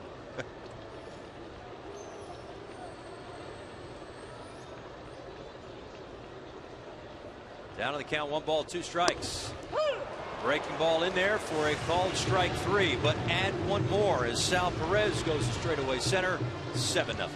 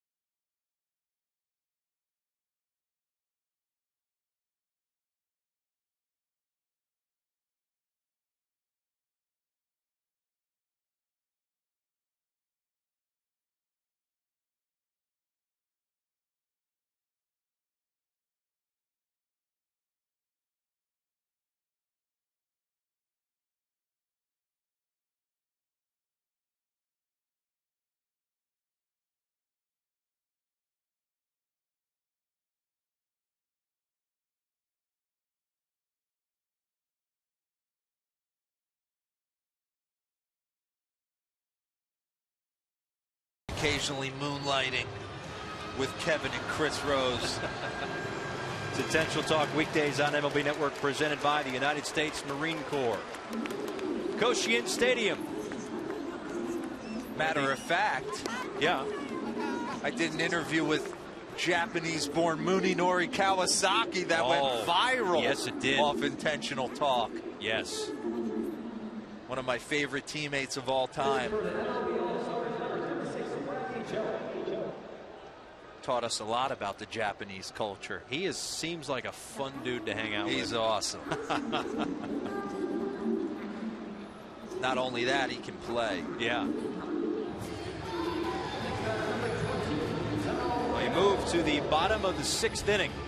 The Major League All-Stars with a 7-0 lead. As Ryutaro Meno will lead things off against the new pitcher from the St. Louis Cardinals, Randy Choate. Randy Choate, 39 years old, been in the big leagues a long time.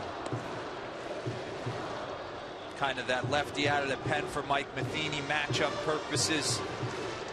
Two-seamer away, big sweepy slider. You're going to have to try and take this guy up the middle the other way if you're going to have success as a right-handed hitter, unless he hangs you something out over the middle of the plate.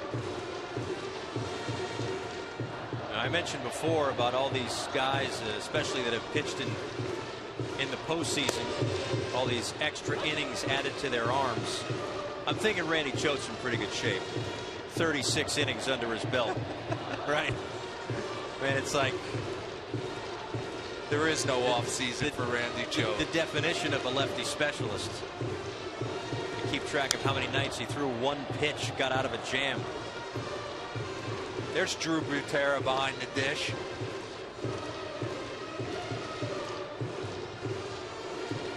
Sal Perez night is done as he tacked on another run for the Major League All-Stars with that solo home run to straightaway center field. A brand new battery for the Major Leaguers here in the 6th.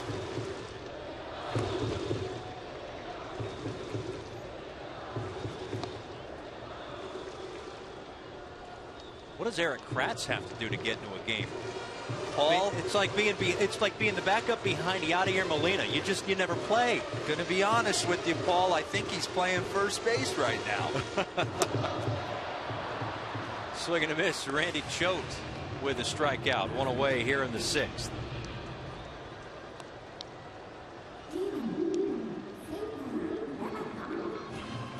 You are correct. Eric Kratz is at first. So he did find his way into the ball game. What a great view right there. He saw a two-seam fastball from Randy Choate for strike 3. So a brand new infield from how we started this ball game. Nunez, Altuve, Zobrist, and Kratz third to first. As Maida takes a called strike. Maida singled back in the 3rd. The only hit to this point for the joint team of the Hanshin Tigers and Yomiuri Giants. 0-2.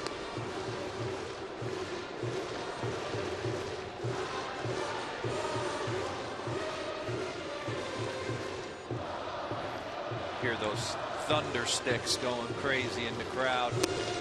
Good pitch right there.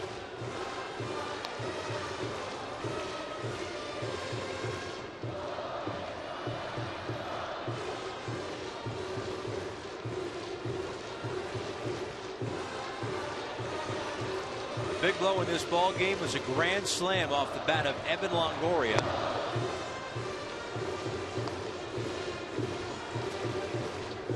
After the Major Leaguers scored a couple of runs in the 4th, they had a 4-run 5th and added another in the 6th to blow this thing open to a 7-0 advantage. The 2-2 misses. 3-2.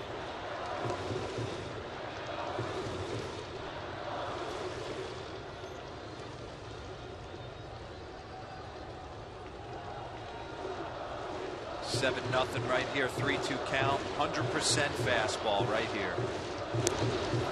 Just misses. Choate wanted that one, didn't get it, and it's a 1-out walk.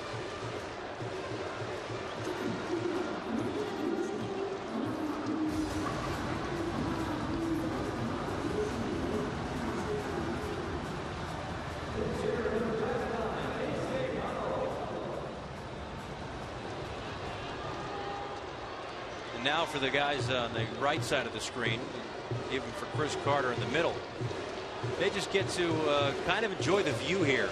Their portion of the night is done. Bit of an exhibition game here again before the All-Star Series really begins in earnest. A 5-game series between Samurai Japan, essentially a national all-star team, up against the big league all-stars. A 5-game series. They'll play on the 12th, travel day on the 13th, 3 games at the Tokyo Dome, 14th, 15th, and 16th, and a travel day on the 17th before Game 5 at the Sapporo Dome on November 18th. In the air to right center field, Dexter Fowler puts it away. 4-out number 2. And really looking forward to Game 2 to see Asashi Iwakuma get on the mound against his countrymen. Yeah.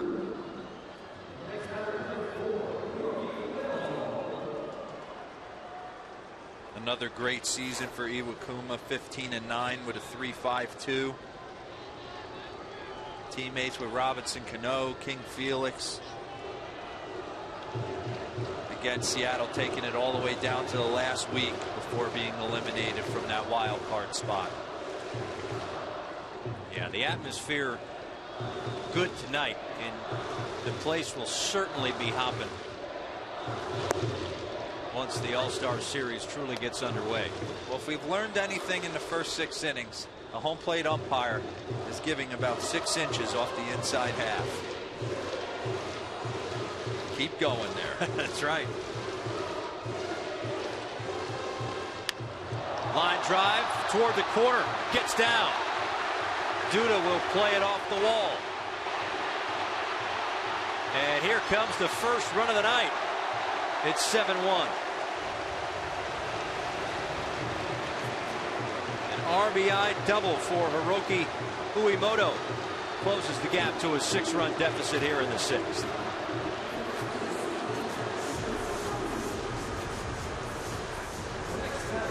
This is a nice piece of hitting right there. Got a fastball elevated from Randy Choate. Felt high, turned on it down a left field line for an RBI double.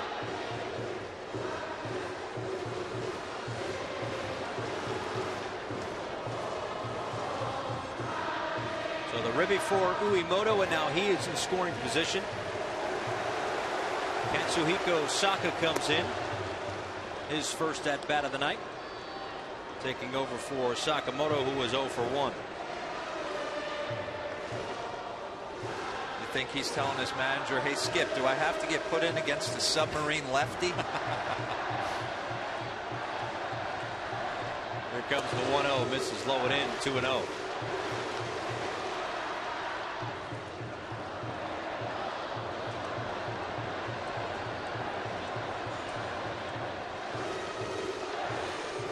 Played in 96 games for the Hanshin Tigers, who lost 4 games to 1 in the Japan series. Weak hack, 2-1.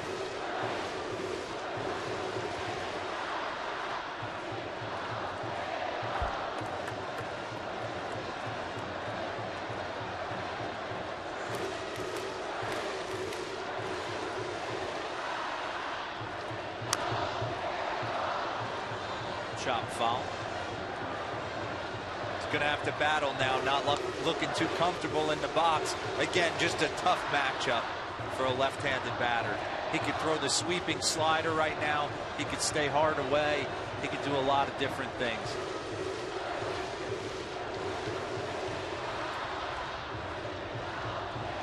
This will be the 22nd pitch of the inning for Randy Choate. Told you they love their baseball. They're down 7-1 in the 6th. In the air, center field, Dexter Fowler. Can of corn for him. But the joint team of the Tigers and Giants get on the board. Uemoto's RBI double makes it 7-1.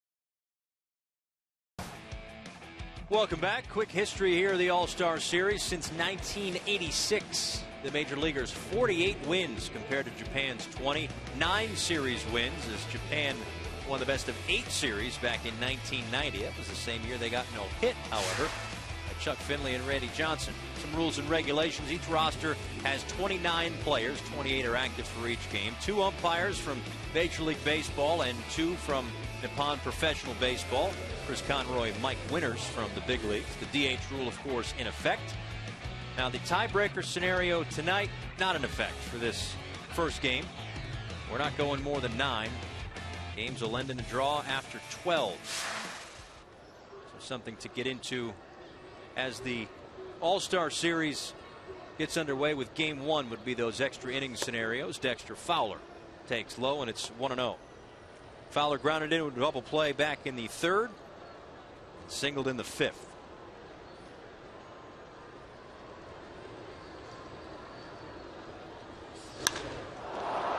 Center field and hit well. Going back and out of room. Another home run to straightaway center field for the big leaguers. It's 8-1.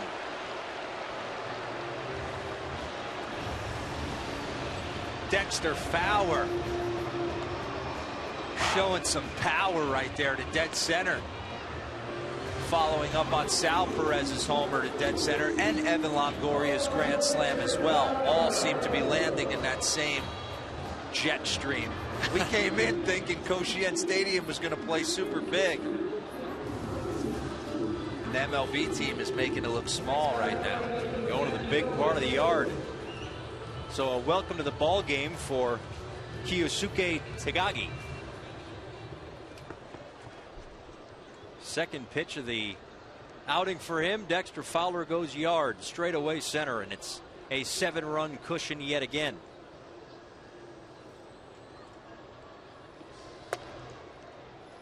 Ben Zobrist with his first at bat as he takes over for Alcides Escobar in the batting order, at least, but playing second base.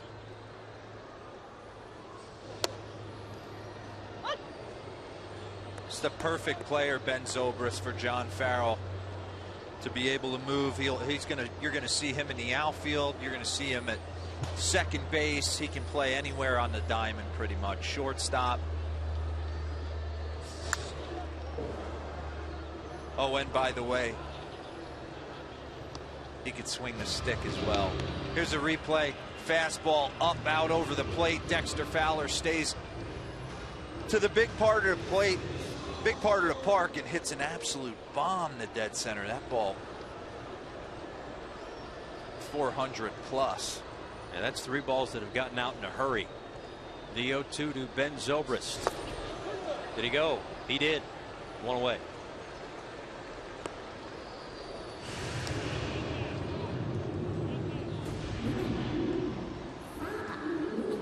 Another look at the home run from Dexter Fowler. Again, we talked about it before with the Houston Astros trying to turn things around and stay in the win column a little bit more often.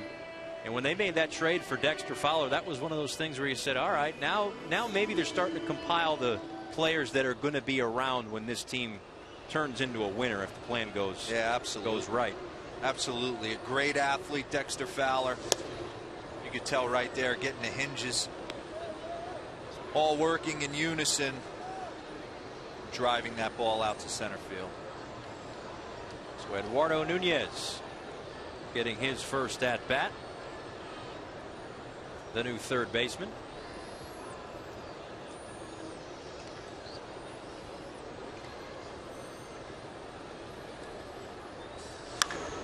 On the ground, base hit through the left side.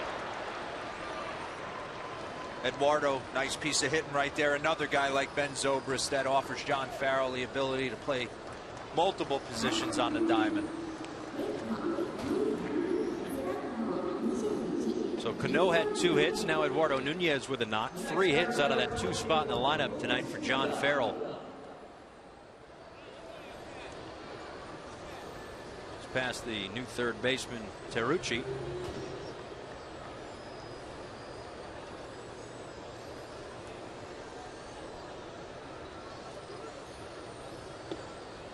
Our first look at Lucas Duda.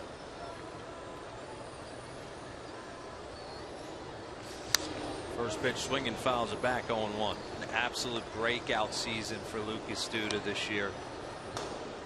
30 homers, 92 ribbies. Seemed to just take off when they traded Ike Davis to Pittsburgh. Kind of freed him up, gave him a Terry Collins in the Mets brass, showing a vote of confidence for Lucas Duda, and he really thrived. Had a monster season for the Mets. Yeah, that seemed to be a tough call. You know, which left-handed power hitter are they going to keep? Which are they going to trade away? And with the numbers that Duda put up at the end of the year, looks as though they might have made the right choice. 0-1. Down the left field line, it'll reach the seats. Closer look. I mean, this trade was done early. There, you don't see a lot of trades in mid-April, but this was one of them. 27 home runs to just 10 for Ike Davis. Almost doubled up the RBIs. The Mets, as you made the point, made the right choice. Now you look at it with the addition of Michael Kadire.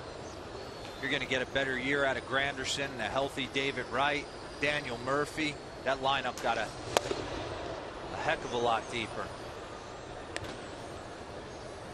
Terrific young pitching staff as well. Jacob deGrom taking home the National League Rookie of the Year. Get Matt Harvey back. Wheeler, Harvey, deGrom. It's not a bad front three. Go out and get Troy Tulowitzki and we're talking. Lucas Duda swings and misses, but the ball gets away. And Duda will reach first. Nunez moves up to second. Nunez will go back to first. Oh, no, he will not go back to first, but Lucas Duda's out. First base occupied, yes, with less than 2 outs.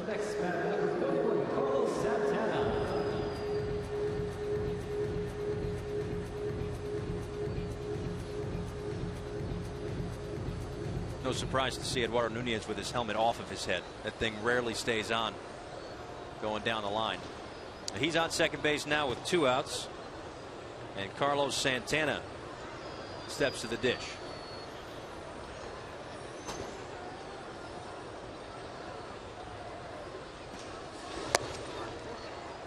Santana struck out in the second and the fifth and grounded into a double play in the fourth.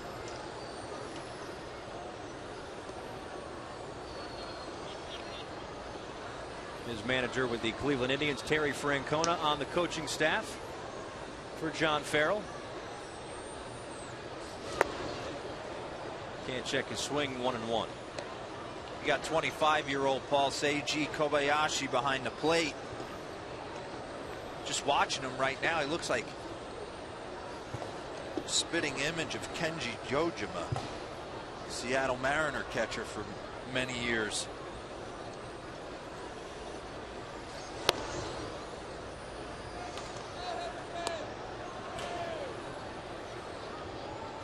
On cue, we Yeah, get I can close see it. up. I can see it.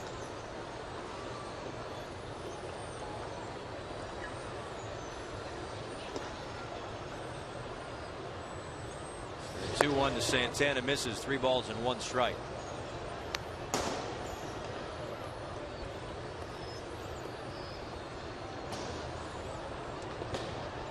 Some, not all, of the players that are on this joint team of the Hanshin Tigers and Yomiuri Giants will be on the Samurai Japan squad. And that one misses to Santana. He'll take his base. So 2 on and 2 out here in the 7th. And this is the Japanese professional baseball 80th anniversary game.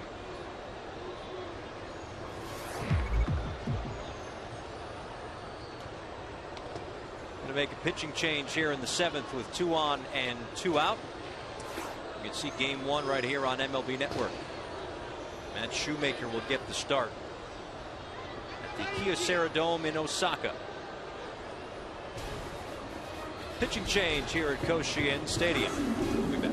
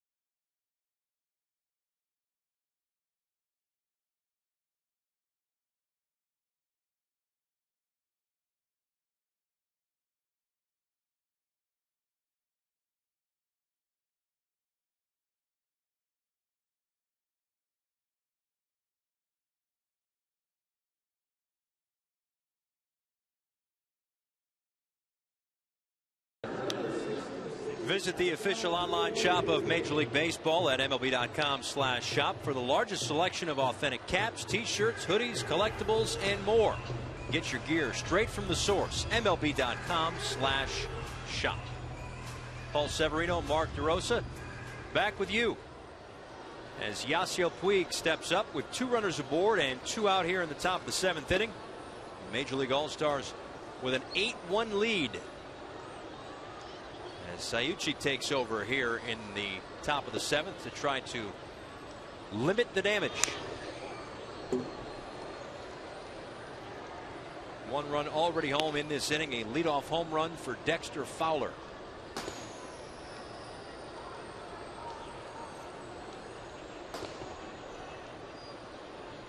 We get an RBI single back in the 4th inning.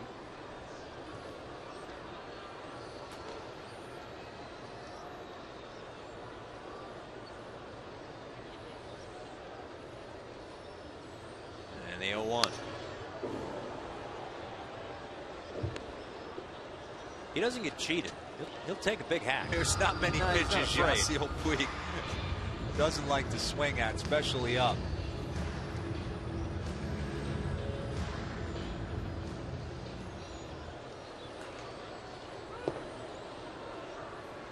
Got to believe you're going to see something off speed in the dirt.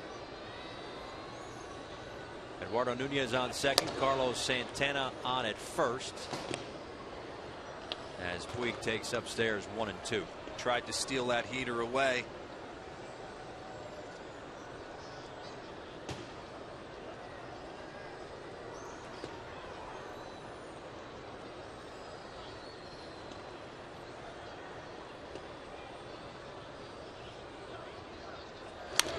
On the ground left side. Oh, nice play by Tarucci, goes the short way. That ball might have caught him, but he'll take the out nonetheless. Another run comes home in the inning. Dexter Fowler goes to straightaway center field. And the Major League All-Stars in control of Cochin Stadium.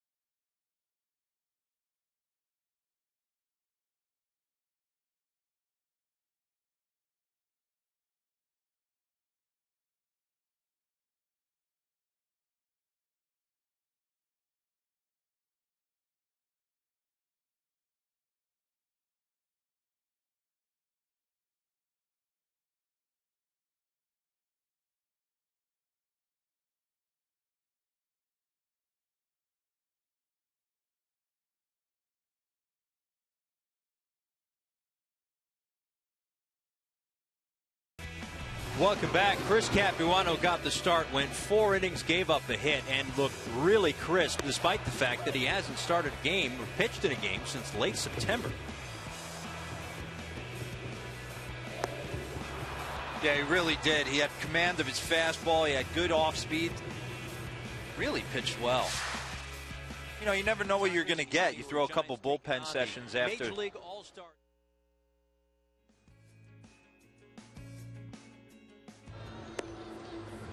This is seen in between innings as all the fans letting loose the balloons. Again, a terrific scene.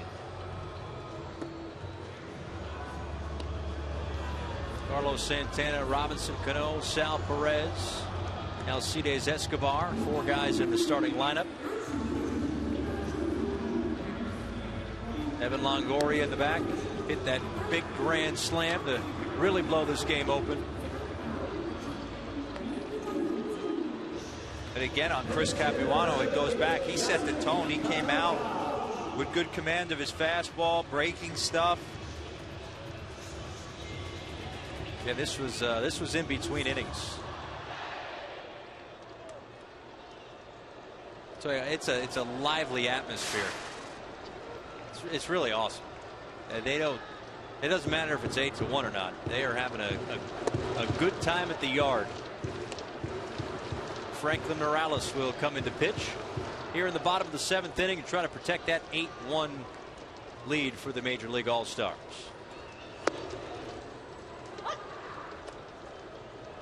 Kind of a down year for Franklin this year.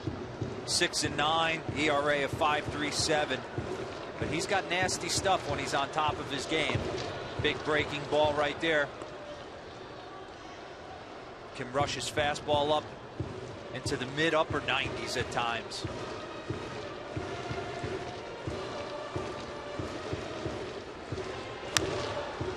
This one is hit on the ground. Nunez in front of Altuve and on to first for out number 1. So obviously they're using 2 different types of baseballs in this ball game.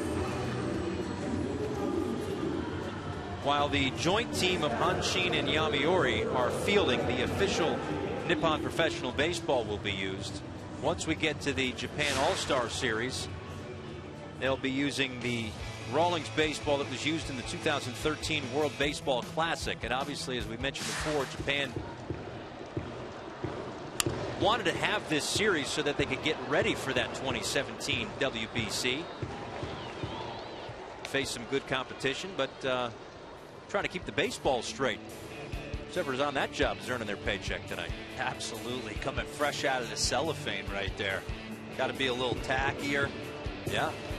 Watch a lot of these Japanese guys have great breaking stuff, great split fingers, fork balls. The WBC ball's a little slicker. Don't get that nasty breaking rotation that you will on the Japanese ball. And that's always one of the questions. I mean, workload is another topic of discussion, but when the big time Japanese pitchers come over from Nippon Professional Baseball over to the big leagues, Masahiro Tanaka, Yu Darvish, Daisuke Matsuzaka, I mean, at least right out of the gates, the baseball, the workload hasn't really been an issue. I mean, you know, 3-4 years down the road, maybe it's a different story, line foul, but you know, you get used to throwing a different baseball, and I guess you settle in and talent takes over. Absolutely. Especially with the likes of Yu Darvish, perennial 200 inning guy. You heard him talk this year, given the idea of potentially a 6-man rotation. Takayuki Teruchi up the middle. Zobrist can't handle it. And he's aboard with 1 out here in the 7th.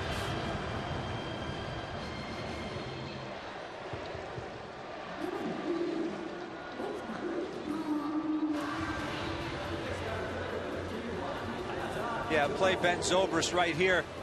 He makes in his sleep most of the time. You don't know if that all dirt infield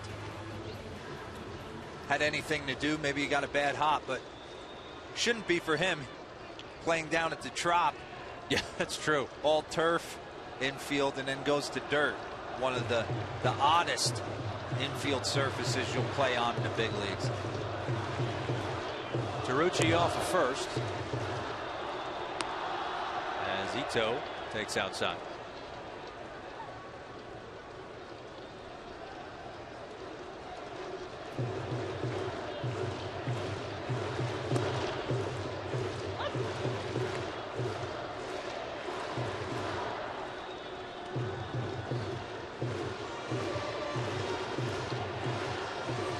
Ito is 0 for 2 this evening. He struck out back in the 2nd and flew out in the 5th.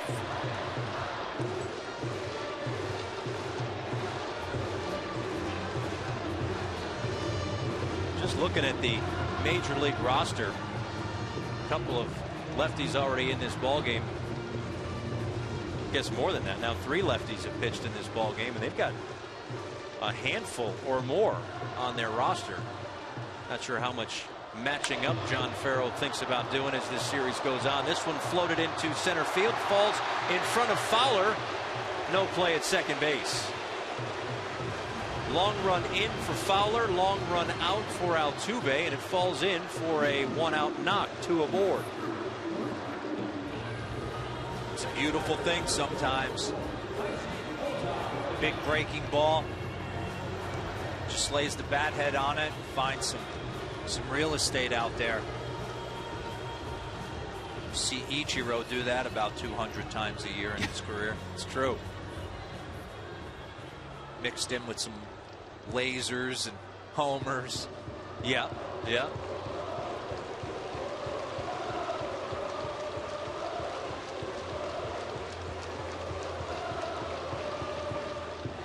So 2 runners aboard and 1 out in the bottom of the 7th inning. Nice block there by Drew Butera.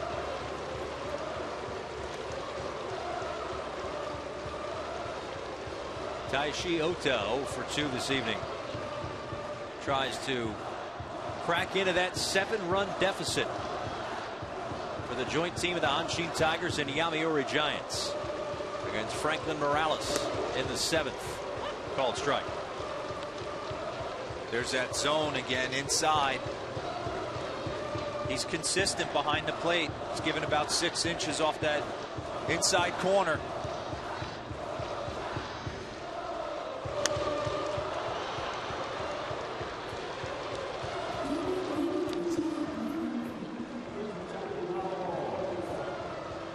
I love this camp. It's not a look that we often see.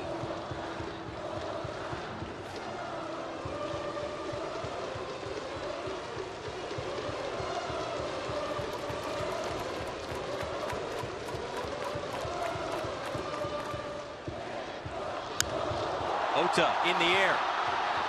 Right center field. Gets down and off the wall. Puig bobbles it. Throws in. And Ota's got himself an RBI.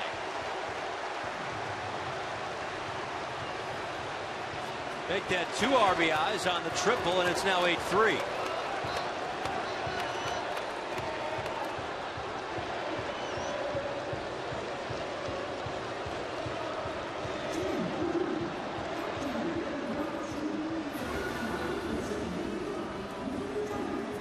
So an already excited crowd will certainly love a 2 RBI triple.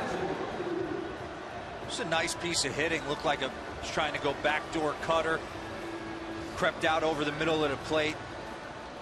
Didn't try and do too much. Stayed inside the baseball and drove it into the right center gap for a 2 RBI triple. Get them back in the ball game. 8-3. Seiji Kobayashi gets his first at bat as he takes over behind the plate for Ryutaro Umeno. Saw him behind the plate in the last half inning. On the ground, they'll get another run home. Altuve to first, and an RBI ground out makes it 8-4. That's what you're supposed to do, man. On third, less than 2 outs. Infield back. Take that free RBI right there. Nice job.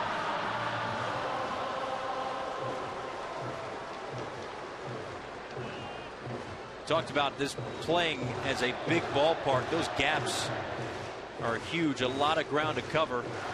Dexter Fowler can cover some ground, but even he couldn't get there. Neither could Puig.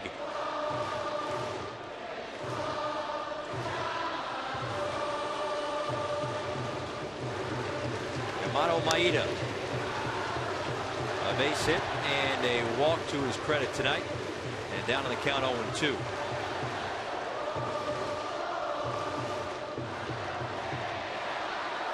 This 3-run inning, the crowd's been in the game every half inning that the Tigers-Giants team has been batting, but this one even more so. Line drive over the head of Zobrist for a base hit.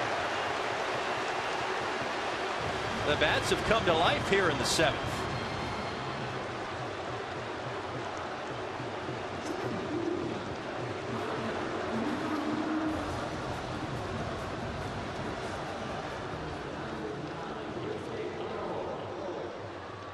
Comes Mike Maddox. Try and settle down Franklin Morales. Always with the hand on the shoulder, the pat on the chest.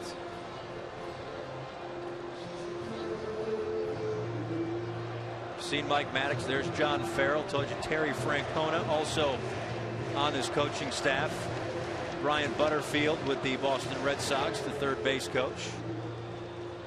Marlo Hale has been coaching first, also the bench coach for the Toronto Blue Jays. Juan Nieves making the trip as well. Yeah, what an atmosphere right now. Like you said, the bats have come to life. These fans have gotten excited. Sometimes you just got to let it breathe, Paul. Well, they had 1 hit through the first 5, notched a hit in the 6th, and now so far in this inning, 4 hits. 2 singles before the 2 RBI triple and a knock by Maida, who's back safely at first. And this won't necessarily be the guys they'll face from Team Samurai Japan. A lot of young guys from the Hanshin Tigers and the Yomiuri Giants getting a chance to play against big leaguers and representing themselves well.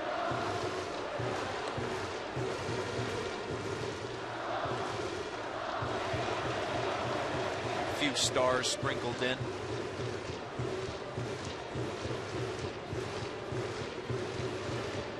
Morales set for the 2-0 pitch, and Keisuke Kano toward the gap in left center field. That gets down. Fowler cuts it off. And here comes Maida. Throw home. Not in time. It's 8-5.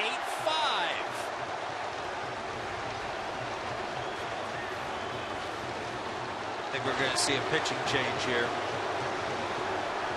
They have gotten to Franklin Morales in this 7th inning.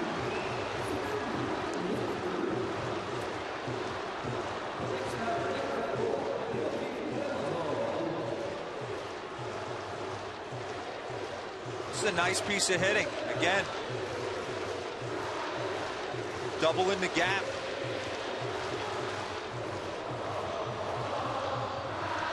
So now Cano off for second base. Morales stays in the ball game.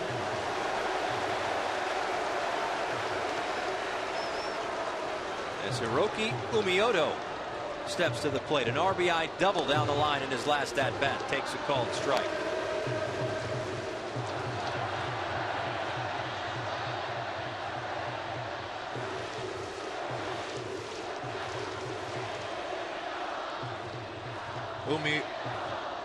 Umoto 276, 7 homers, but one of the big parts of his game, speed guy. 20 stolen bases this year for the Hanshin Tigers.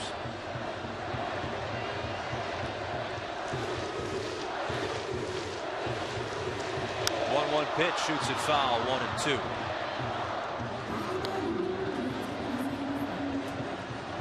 Rough go here in this 7th for Franklin Morales. After Chris Capuano was terrific through 4, Jeremy Guthrie pitched a clean 5th. Randy Choate surrendered a run in the 6th. And already 4 runs home in this inning.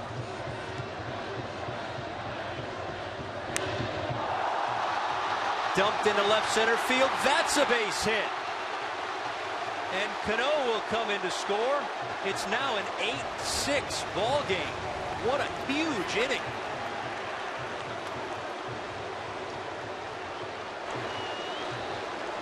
Yeah, nothing else you could say. Here you see John Farrell coming out to make the pitching change. The Japanese team just stringing together good at bats, one after the other, doing the little things, hitting some balls in the gap, getting men in scoring position.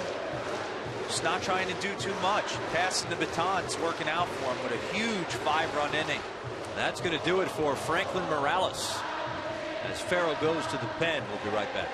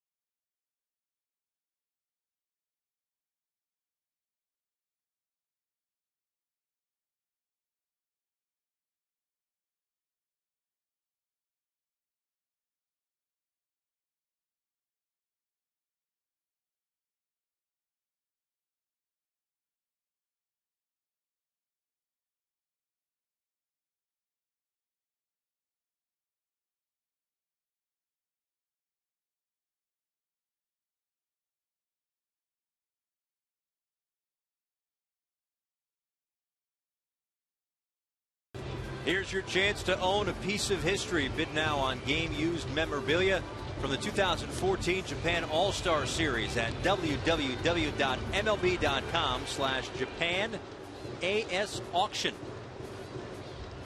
Koshien Stadium, and a 7th inning that has really gotten this joint squad of the Hanshin Tigers and Yomiuri Giants back in the ball game. Franklin Morales started the inning. He goes 2/3 of an inning, 6 hits, one of which this 2 RBI triple to the gap in right center field off the bat of Taishi Ota. But 6 hits and 5 runs thus far. And the Tigers and Giants not yet done. Taka Wada, their manager, has to like what he sees.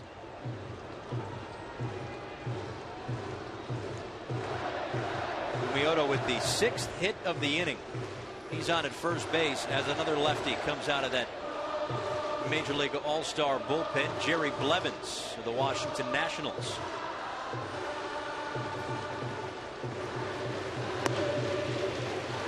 Katsuhiko Saka takes ball 1.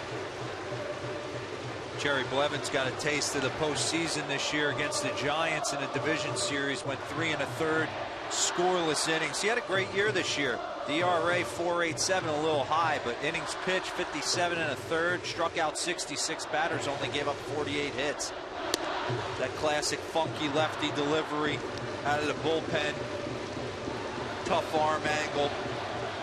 Ball gets on you a little harder than you think, with a good breaking ball.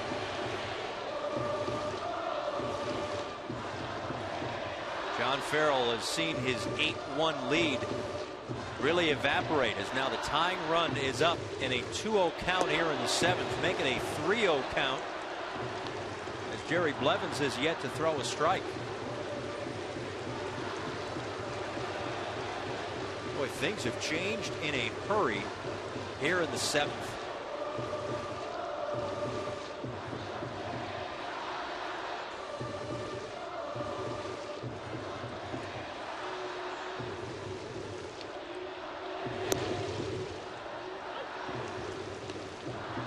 Fastball for a 3-1 count now.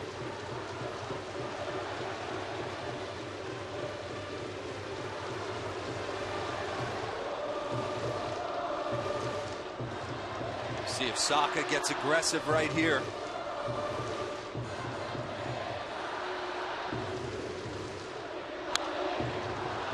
Pops it up. Butera gives it a look and runs out of room.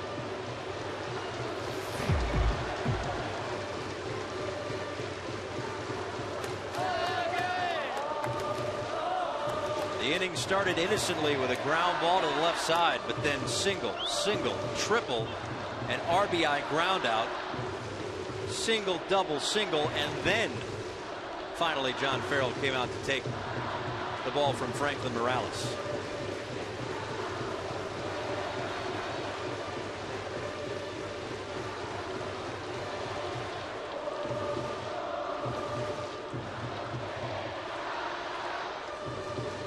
The 3-2 pitch in the air. Left field, Lucas Duda puts it away. But the joint team of the Hanshin Tigers and Yomiuri Giants really slice into this deficit. A 2 RBI triple, part of a huge 5-run inning. And all of a sudden, it's 8-6. We're back after this.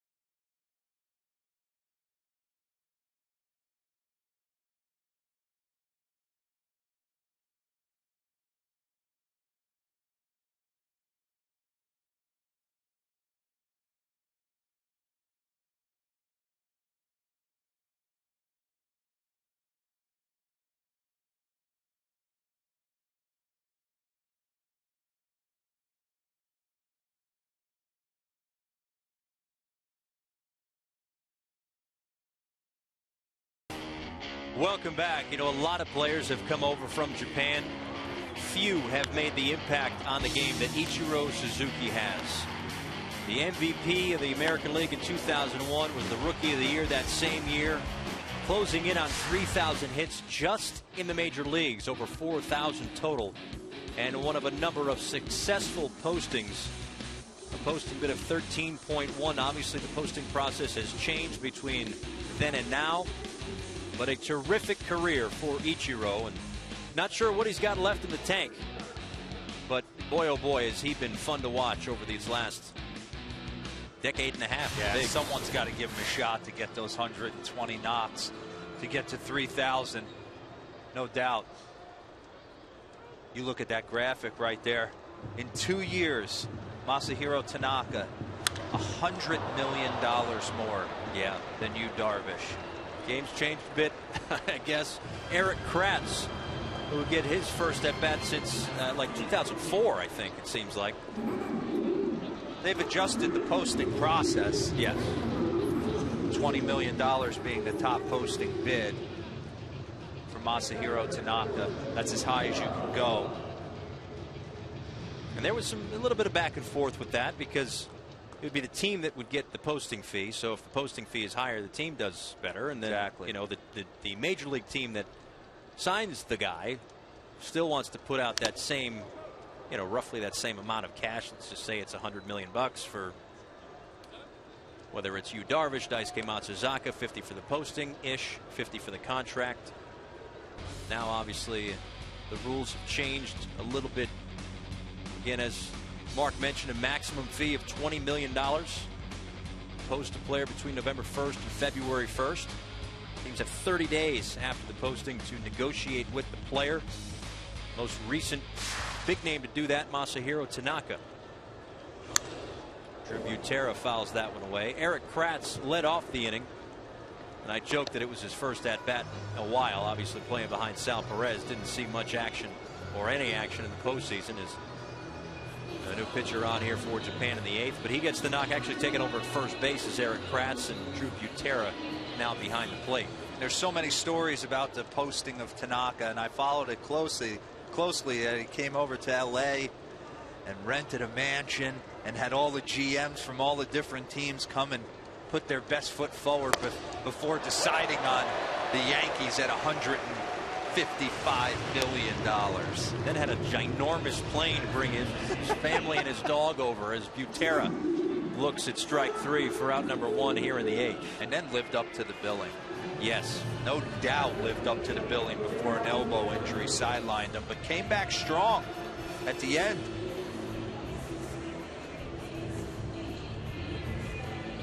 One of the names that we're hearing may be one of the next to get posted, Kentu Maida,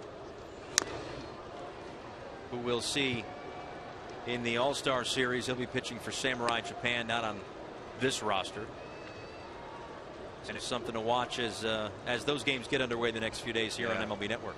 And it would have been amazing to see Tanaka stay healthy for the Rookie of the Year chase against Jose Abreu, who was the unanimous winner last night. He would have given him a run for his money. That would have been one for the ages. Upstairs to Altuve, throw down to second base. Eric Kratz tagged out. Gotta believe someone missed a sign right there. I would think. I don't think Eric Kratz has got the green light. A good pitch to throw on, too, upstairs. Kobayashi's throw to second. Uemoto applies the tag. And we'll see Maida pitch tomorrow night against Matt Shoemaker at the Kyocera Dome in Osaka. As a matter of fact, I know Eric Kratz doesn't have the green light. 0 career stolen bases.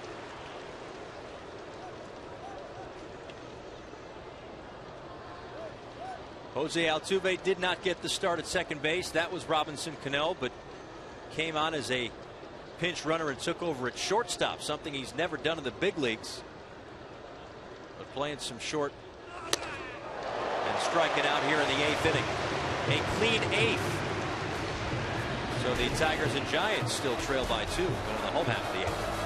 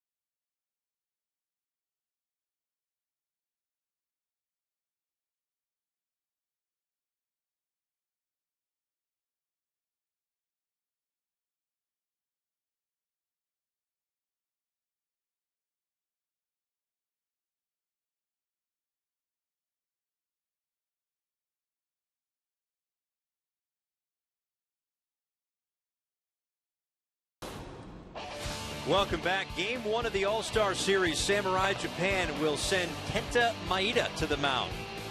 2-1 with a .060 ERA in the 2013 World Baseball Classic. In 15 innings pitched, he had 18 strikeouts, allowed just 1 earned run. We're talking about him last half inning. He'll get the ball in Game 1 for Samurai Japan against Matt Shoemaker for the Big League All-Stars. A lot of talk as to whether or not Maida will be the next to be posted in Japan, perhaps make an impact at the big league level the way that the Matsuzakas, the Darvishes, the Tanakas have done in recent years. Jerry Blevins is back out for his second inning of work. Got the last out of the 7th.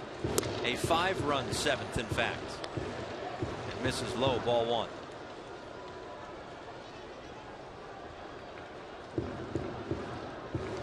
That group's been chatting all night long. I was going to say, think Alcides Escobar is telling them about the World Series?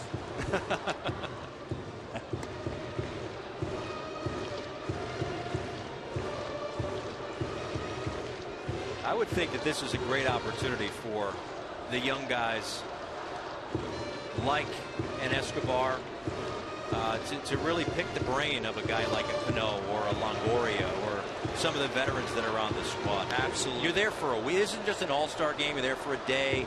Take BP for a couple of days. You're there for a week. Absolutely. With the guy. Especially because it's sprinkled throughout. You're not every one of these guys on the Major League All-Star roster has been to an All-Star game. I remember my time in '09 during the WBC, just to be in the same room as Derek Jeter. Yeah. And to hit in the same group. What a luxury to pick his brain. Paul Severino, Mark DeRosa. An 8-6 ball game. It was 8-1 not long ago, but again a 5-run 7th inning for the joint team of the Hanshin Tigers and Yomiuri Giants of Nippon Professional Baseball has closed this to a 2-run gap right now. Takayuki Teruchi singled in his only at bat to this point. Took over for Shuichi Murata over at third. Takes ball 1.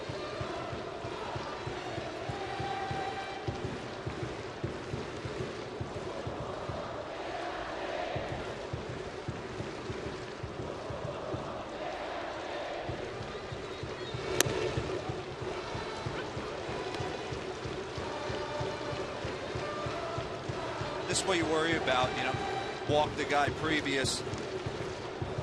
When the regular season ends, do you shut the motor off and can you turn it back on super quick? I know going into WBC where it's played first 10 days, 2 weeks into Major League Baseball spring training, the hitters seem to adjust a heck of a lot quicker because the pitchers aren't necessarily ready.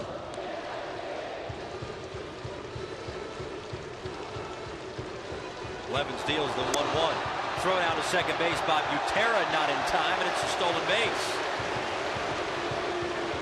Expand on that a little bit. The U.S. pitchers aren't necessarily ready. They're 10 days into spring training, probably thrown a couple bullpen sessions. Next thing you know, you find yourself in front of 50,000 playing Team Japan in the WBC. These guys are coming fresh off the season. You worry about that's what made Chris Capuano start. So awesome. Yeah. To go 4 innings. Strong command of everything. In a ball game where John Farrell said he wanted to try to get everybody in. Line drive. Caught by Zobrist at second base. And retreating to second is Kanaoka. 1 away.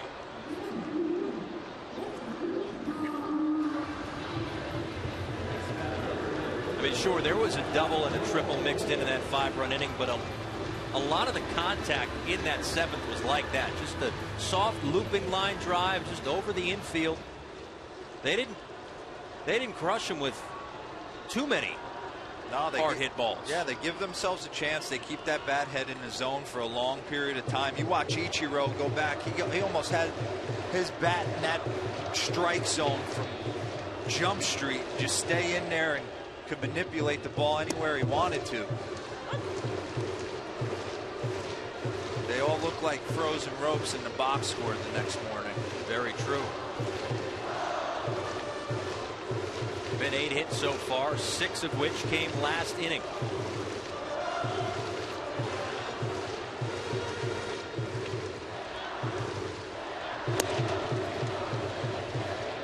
Blevins misses low. 9 hits, but 6 of them came last inning.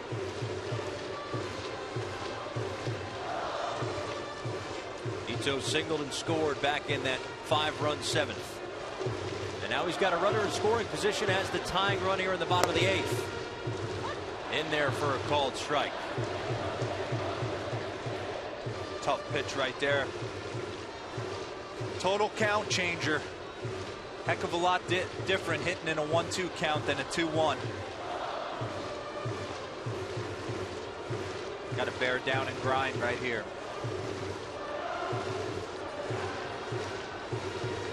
And the 1-2 to Ito. Fights it off. Remains 1-2.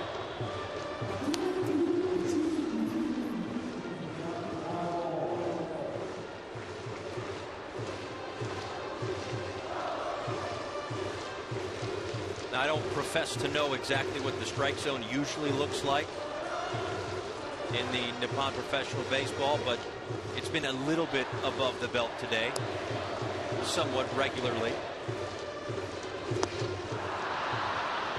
Blevins stretches the zone a little lower there and gets Ito to chase 2 away. I'll tell you what, though, you can live with the strike zone today because it's been very consistent. Yes. He's not giving anything down.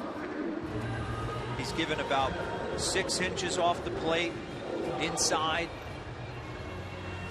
to the righties, and the ball a little bit up. But you make the adjustment. And as long as it's consistent, that's all a hitter wants. If you know where it's going to be, you're good with it.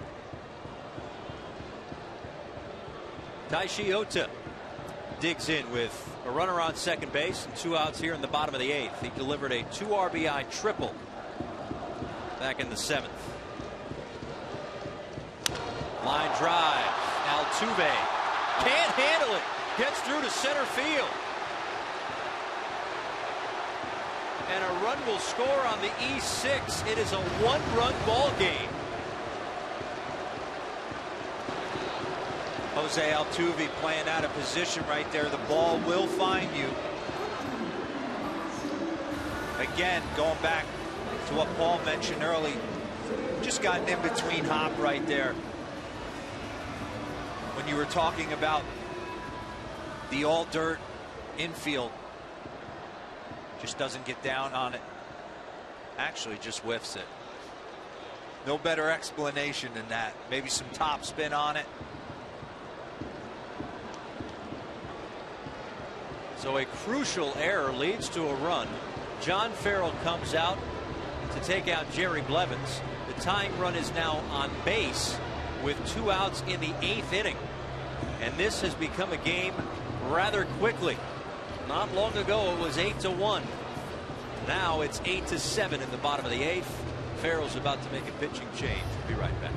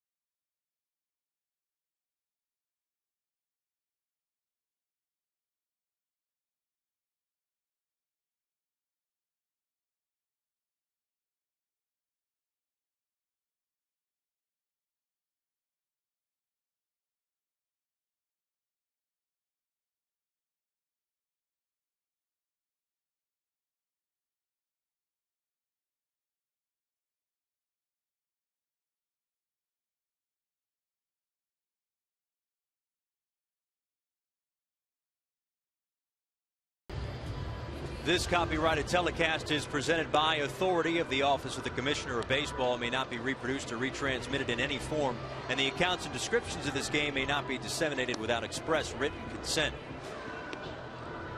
Bottom of the 8th inning. Hanshin Stadium. An 8-7 ball game. John Farrell goes back to the bullpen.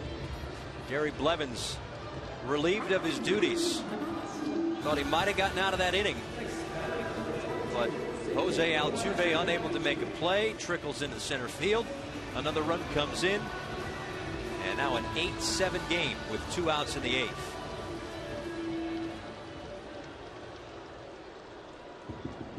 Jose Veras will toe the slab and try to keep it at a 1-run lead before the MLB All-Stars get their last licks. Now, one thing we know, again, we're not going extra innings in this ball game. This is an exhibition game before the All-Star Series really gets underway. A 5-game series between Samurai Japan and the Big League All-Stars. Tap foul at the plate, 0-1. You want to talk about a lot coming at you. Jose Veras, 6'6", 6'7", elbows, head, shoulders. He's got a lot of stuff coming at you, featuring a mid-90s fastball, curveball, changeup.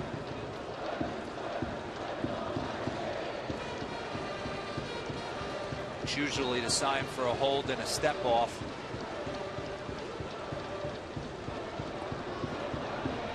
Check on Ota. He is back. So again, Ota had the 2 RBI triple, came around to score in the 7th inning, and had a hard hit ball towards short. Altuve ranged to his left, came up with nothing, went by him, and another run came in. Runner goes, throw to second, not in time, bounces past Zobrist. Ota didn't know where it was for a split second, so he'll stay at second. No chance for Drew Butera right there. Ota had a huge lead at first base. Good jump. Steals that bag easily. Second stolen base of the inning. Kataoka led off with a walk, stole second, eventually came around to score on that E6 for Jose Altuve. And it'll be a 1-1 pitch to Kobayashi. Veras misses outside, 2-1.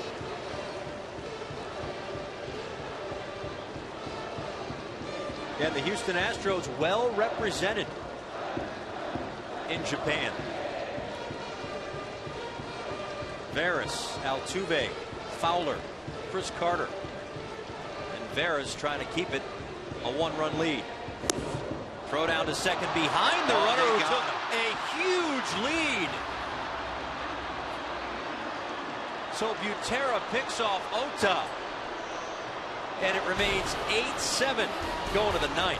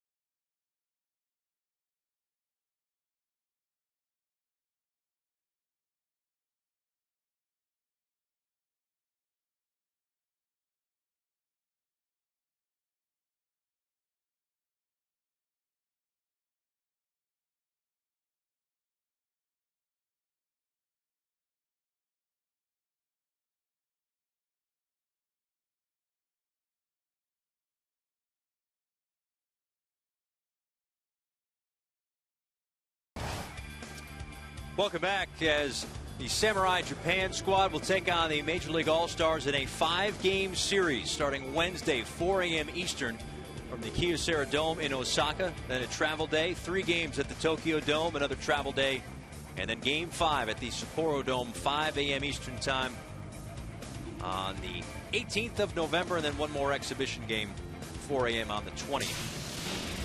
Paul Severino, Mark DeRosa with you. Here's how the bottom of the 8th ended. You want to talk about a huge play by Drew Butera working with Ben Zobrist, back pick. Ota had a huge lead to steal second base. He must have contemplated taking third right there. Must have had a huge secondary lead. Drew Butera, that's stuff you work on in spring training. And in the bottom of the 8th, able to wiggle their way out of it with a great fundamental back pick. That again was the tying run as we move to the top of the 9th inning. Love to know if there was a sign, if John Farrell and his staff went over signs, if that was called by Zobrist or Butera, or that was just a daylight play where Ben Zobrist really saw to getting a little too much. Threw his right hand out and got the back pick to get out of a scary 8th. Ryoma Matsuda comes in to pitch the top of the 9th to face Dexter Fowler, who takes a called strike. Fowler homered in the 7th, and right now that's the difference in this ball game. Sub-2 ERA, obviously just 9 games for Matsuda in the Nippon Professional Baseball regular season. In the dirt and off the mask of Kobayashi.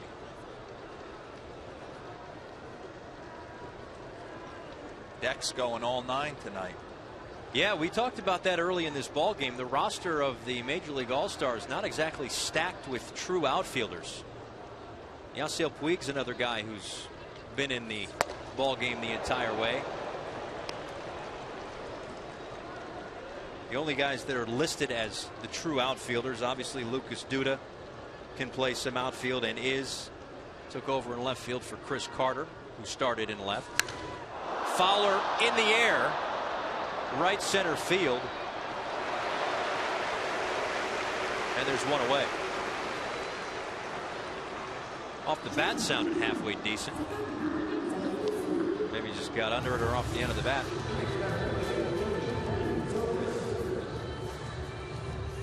I always look at a hitter's reaction right there. Kind of knew he caught it off the end of the bat a little bit.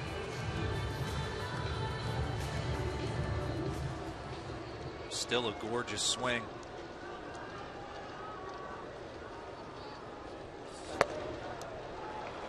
Ben Zobrist takes a called strike. His home run from the right side. You saw the replay on that to dead center.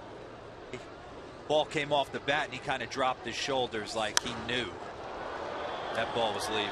Yeah. That ball was hit hard. The Sal Perez home run hit hard in the 6th, and the Evan Longoria grand slam back in the 5th, helping to account for the 8 runs for the Major League All-Stars, but they are clinging to an 8-7 lead here in the 9th. Now again, we're not going extra innings. The anniversary game, that's tonight, and the exhibition game, which is on the 20th, not going to go extra innings. They will end in a draw if need be. Funny, I look at Ben Zobrist, you see the Tampa Bay Rays, Evan Longoria is there. Can they continue with the departure over the years of James Shields, of David Price, and now Joe Madden, their skipper, leaving? Can they continue? And Andrew Friedman, Friedman. Yeah, but a base hit into left field for Ben Zobrist. Can they continue to win in the AL East? It'd be an interesting thing to follow this year. Still sure. have Alex Cobb. Going to get Matt Moore back from injury. Chris Archer's nasty. They definitely have the arms. There's been some Hellickson rumors the last couple of days too. So Arizona maybe. Yeah. Rays will certainly have a new look. Getting close to interviewing double digits in managers at this point. So Raul Banez's name in there. Where are you? Have you gotten a phone call yet? No, I have not gotten a phone call. What are they waiting? I'm here with you, Paul.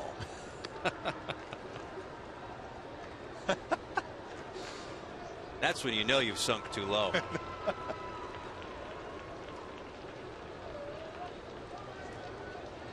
Eduardo Nunez singled back in the 7th inning. That was his first at bat. Playing third base. Takes over in the number 2 hole that Robinson Cano began the night in. Cano had a couple of hits. Cano's been a spectator since the 7th. And hasn't budged from that side of the dugout either. Seems to be quite comfortable in that hoodie. 2-0 to Nunez. In the air, right field, moving toward the seats and running out of room is the other Cano. 2-1.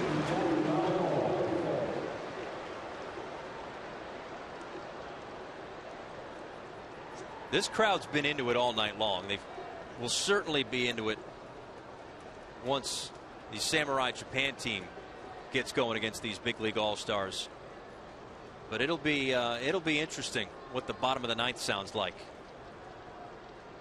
I mean, they were rolling when it was 8-1. Sashi Iwakuma will go in game 2 in Tokyo. Matt Shoemaker will get the start tomorrow night.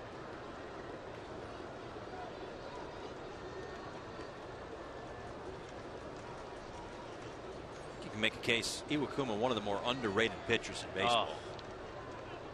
Certainly hides out there on the West Coast in Seattle and behind King Felix, but get in a box, ask any big leaguer who stepped in the box against Iwakuma. Nasty.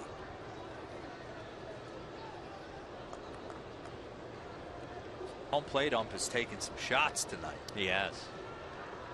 I think the camera's doing okay though, so that's good. Like to get the angle on that right there.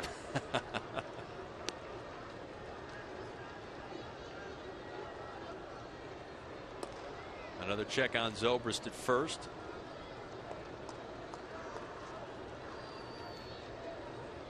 Again, not everybody that's on this joint squad of the Hanshin Tigers and Yomiuri Giants will also be on the Samurai Japan team, so they're enjoying every minute of it for sure. Ground ball through the left side to base hit. That's 2 knocks tonight for Eduardo Nunez. 2 aboard, 1 out in the 9th.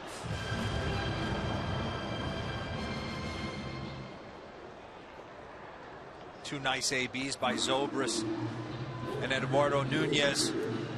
Get Lucas Duda to play with runners at scoring position. Maybe he can get into one, allow the major league team to breathe a little bit. Yeah, some power coming up. Lucas Duda, Carlos Santana behind him, Yasiel Puig if it gets that far. Duda struck out in his first at bat in the 7th inning. Came in on defense for Chris Carter. Replaces Evan Longoria in the batting order. Healthy cut comes up empty. 0-1.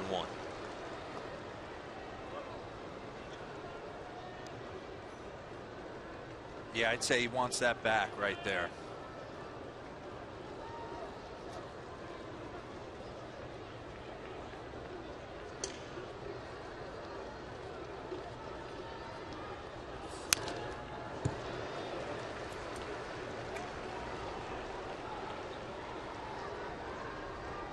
Matsuda heading the count 0-2 to Lucas Duda.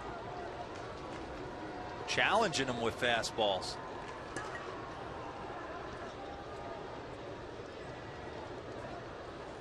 Wants to keep this within striking distance if they can.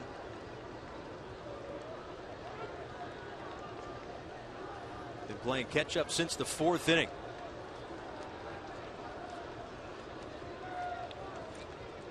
The 0-2 to Duda. Misses outside. 1 ball and 2 strikes.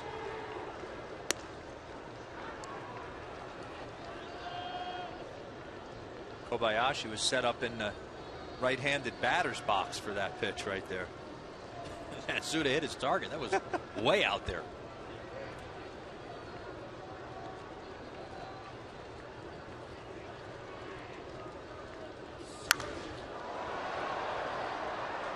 That'll reach the seats.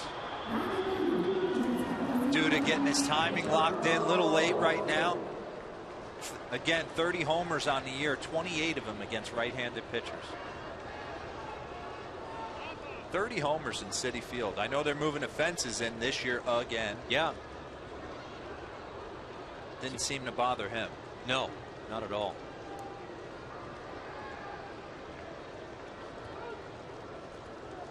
Keep moving them in. It's got to affect the pitchers at some point, right? I mean, keep moving them in. You want some offense, but swing and a miss. Duda goes down swinging for the second time tonight. It's the nasty pitch right there. Executed. Threw him 3 fastballs and then drops that nasty slider right there.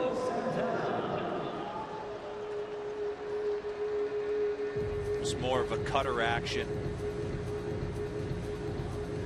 Right under the bat of Lucas Duda. Strike 3. Carlos Santana will step in with 2 on and 2 out here in the 9th inning.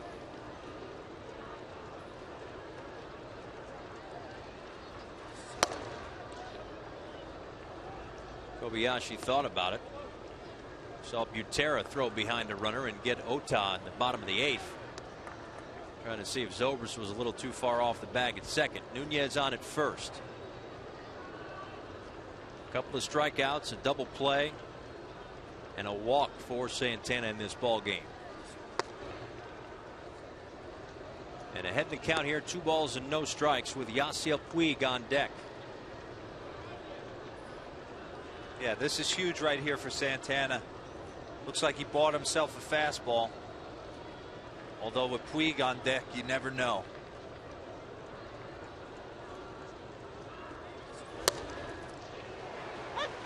Changes the game right there. Drops in a little 2-0 slider. You fight so hard to get count leverage, to get yourself a fastball. And he throws you a nasty little get-me-over slider. That's big league pitching, isn't it? That's nice right there. Because now at 2-1, you're still on the fastball and you don't know. It's got you in between. And then you're late.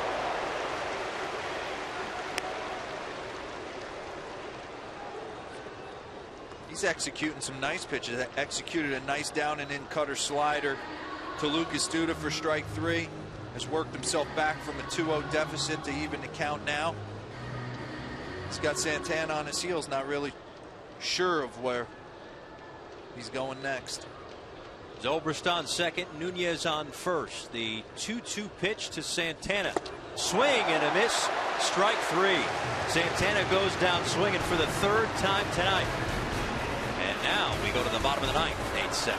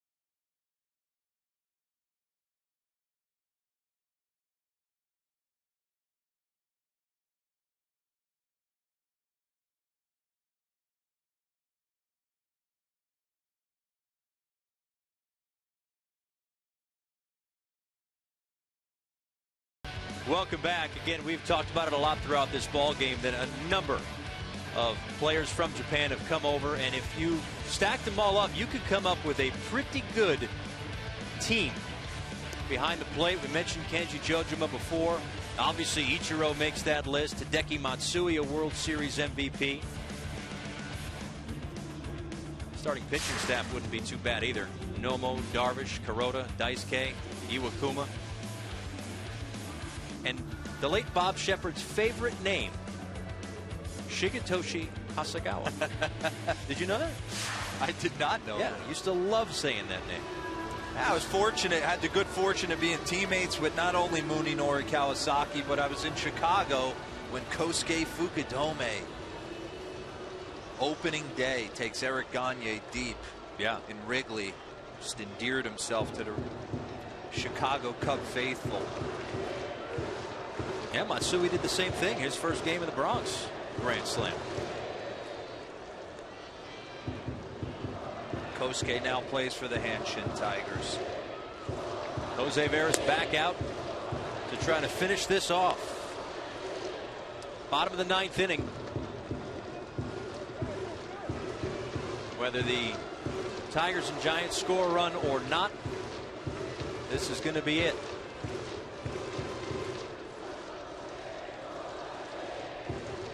Veras deals the 1-0.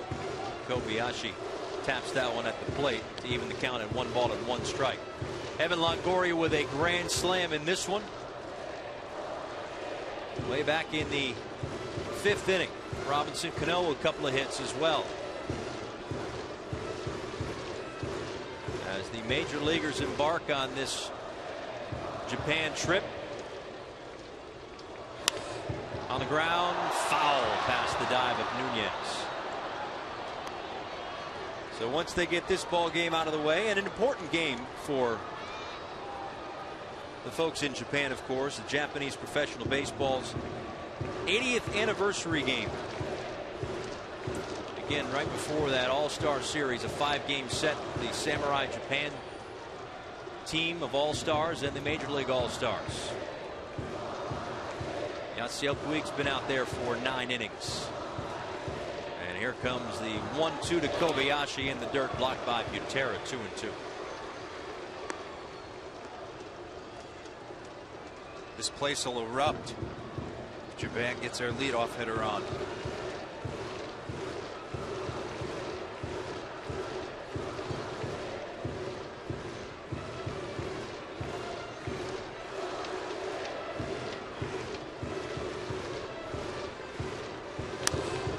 Fights it off. Count remains 2-2 strikes. So Veras in a save situation in this ball game. There are a couple of other guys that have saves. Tommy Hunter has 11, or had 11 in the 2014 season, I should say. Mark Melancon with 33. Maybe for John Farrell, an effort to keep those guys fresh for when the lights will be even brighter. The Kyocera Dome in Osaka tomorrow night.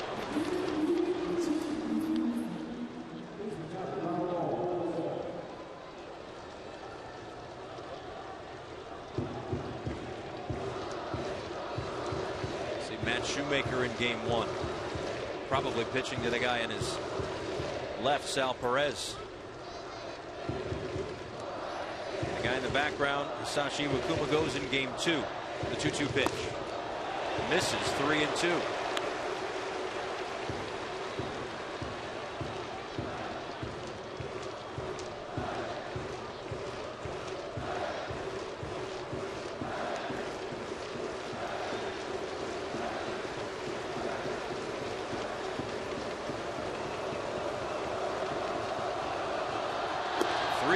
Misses and a leadoff walk here in the 9th. Let's go back to the bottom of the 8th inning and how it ended. Drew Butera throw down to second base. Ota way off the bag.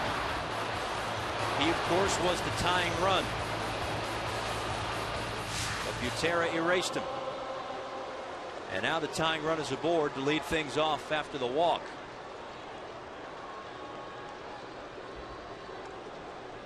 Being that there's no extra innings and it's an exhibition, do we see a bunt right here? See, I guess we shall see. We'll see what Yamato Maeda does as they check on Kobayashi at first. Let him swing. You're not playing for the tie.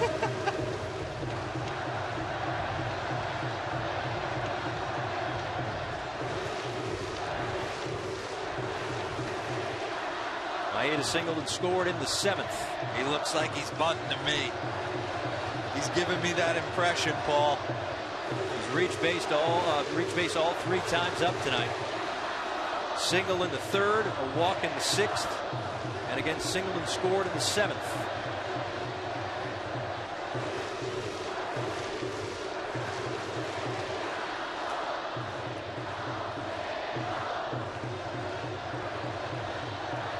Squares to bunt, drops it down, foul.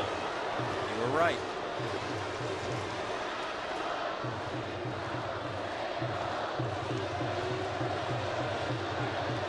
Team Japan, so fundamentally sound. I would expect this bunt to get put down. Advance the runner to second base. Give them at least a chance to tie it with a knock.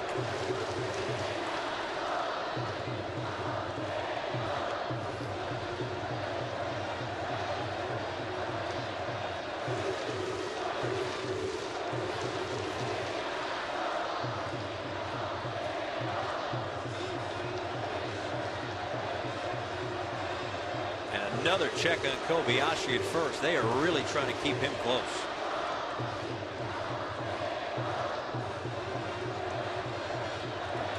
You throw over, you try and get Kobayashi to stay as close to first base as you can. Maybe have a shot at that lead runner at second base if the bunt's not executed properly.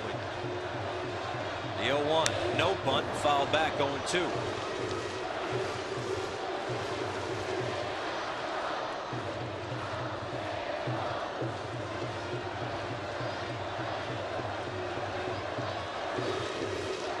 I guess the question is how much is too much in terms of checking a runner at first. Like at what point can a pitcher lose his concentration on the hitter? Yeah, I'm sure absolutely he can lose his concentration, but I guess you can be a little less fine with the execution of certain pitches knowing the guy's bunting.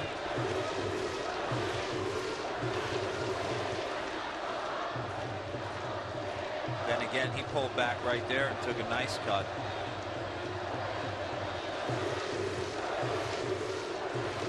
I'd expect Veras to stay hard right here.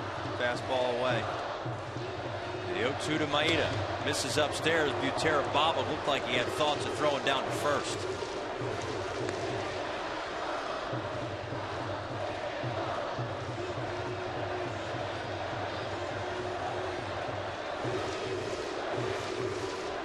If they're all going to be like this, I'd sign up for it.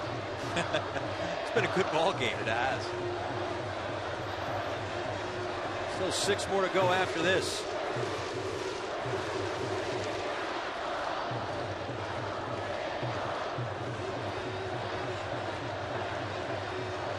Veras really preoccupied with Kobayashi at first, who led off the inning with a walk. Yes, he is. I don't know his time to home plate, but he's got a lot of moving parts to get it there. Spoils another one.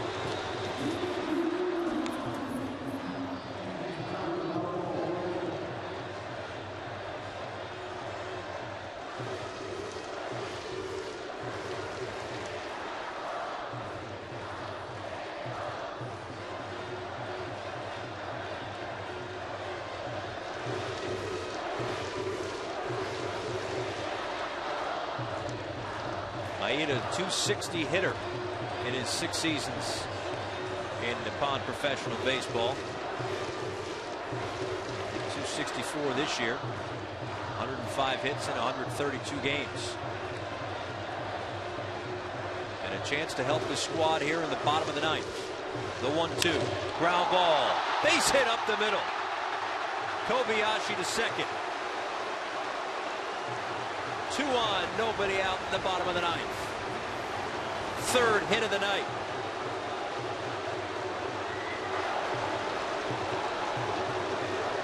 great piece of hitting. Again, this Japanese hitter's not trying to do too much. Kind of that pass the baton mentality. Seen a few balls go in the gap. 2 RBI triple. But right there, just staying short. Tried to execute a bunt. 0-0, didn't get it down. They obviously took the bunt sign off. Stayed short with 2 strikes, right back up the middle.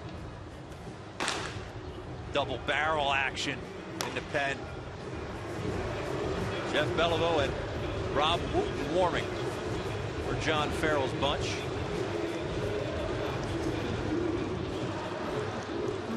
Jose Veras in trouble. A walk to Kobayashi to lead off the inning. And Maeda with the base hit up the middle. 2 runners aboard, nobody out in the bottom of the 9th inning. Now you'll see a bunt.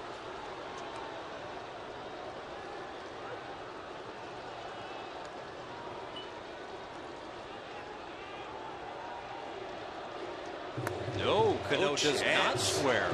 Love it. Well, you're not going to get extra innings. This was Cano back in the 7th inning. An RBI double. Part of a 5-run 7th inning. He finds the gap here. Game over. Might do it. And ahead in the count, 1 ball and no strikes.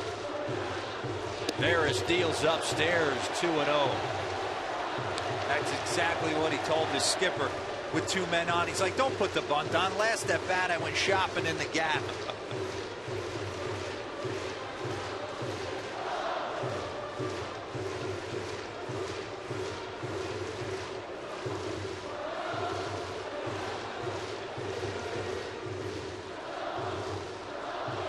From one Cano to the other, here comes the 2-0 pitch. Swing and a miss, 2-1. Tried to end it right there with a walk-off. That's something that, you mentioned that just pass the baton mentality. That's a difference in the Japan game and the game here in the big leagues. Absolutely. And you fight to try and help your teammates learn that mentality because it works. Off the mask of Butera, 2-2. There's a rhythm to a batting order.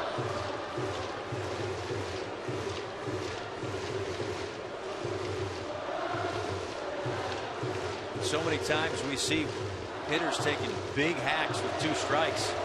Haven't seen that much tonight. This joint squad of the Hanshin Tigers and Yomiuri Giants. Down a run in the bottom of the 9th inning. Cano, who's 1 for 2. Even in the count, 2-2. Veras deals. Did he go? He did. 1 away.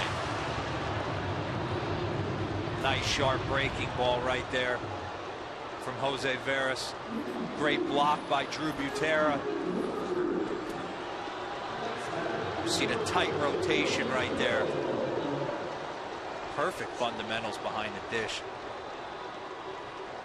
Drew Butera's done a lot of nice things defensively. Yeah. At the moment, perhaps none bigger than picking off Ota to end the 8th inning. But right now, a whole other jam. 2 on, 1 out in the bottom of the 9th. Hiroki Uemoto steps in. 2 for 4. RBI double in the 6th. RBI single in the 7th. Take strike 1.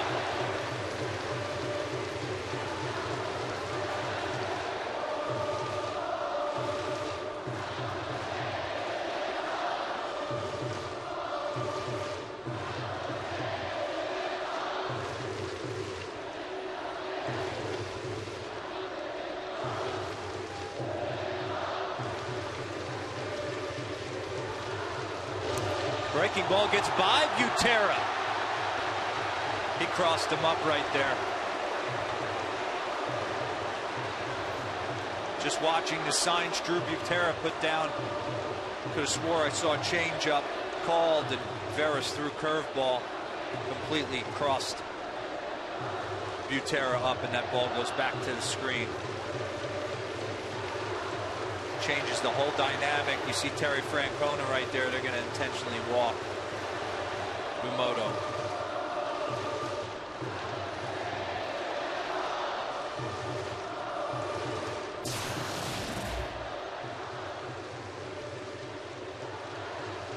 You could just see the reaction of the glove from Butera right there, that he was expecting something off speed, but definitely not a curveball. Yeah, I saw Francona give the 4 sign too, but apparently they're going to go at Uemoto here. That one in the dirt, now 2-1. See if the game plan changes.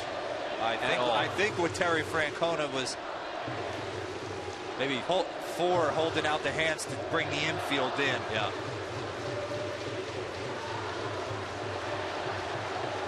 They're in around the diamond. A base hit here could end it.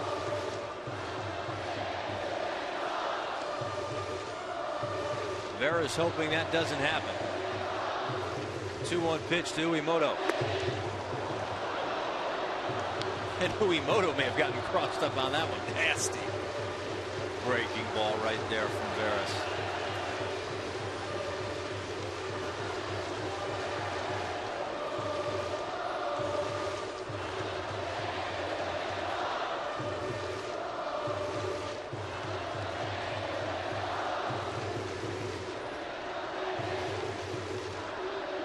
Two pitch.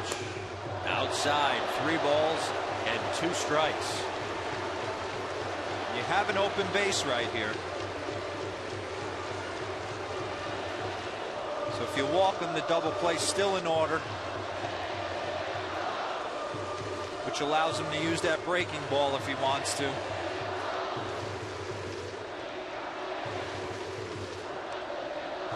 Saka on deck.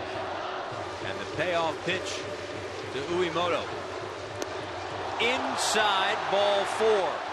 Tried to get him with that same breaking ball that he got a called strike on a couple of pitches back. Instead, misses inside, and they're loaded with 1 out. And now John Farrell will go to the bullpen. What was once an 8-1 lead is now an 8-7 lead, with the bases loaded and 1 out in the 9th inning. Probably not a walk John Farrell thought he'd be making in the middle innings of this one. Whatever happens, it'll be a dramatic finish. And we'll be back to see it right after this.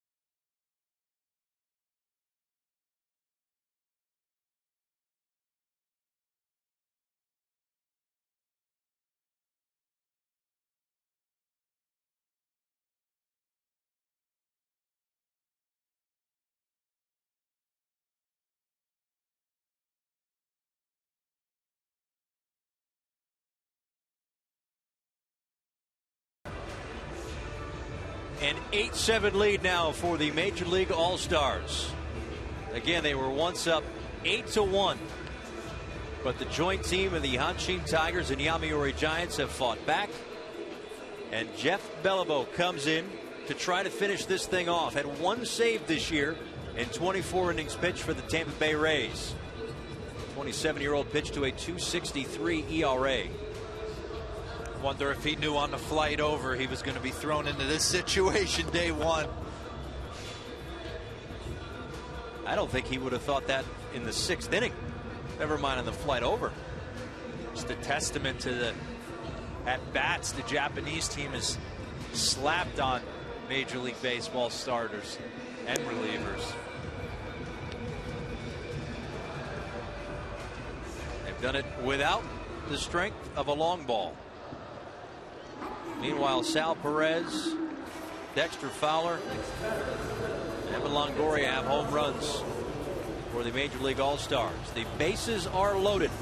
Kobayashi at third, Maida at second, and Uemoto is on at first. Again, there's no extra innings in this game, so it's going to end in 9.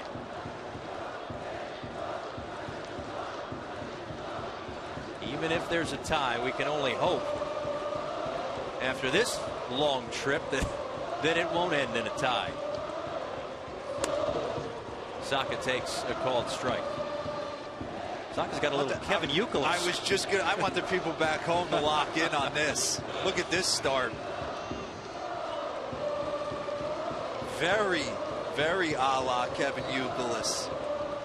Starting that top hand way above the belt.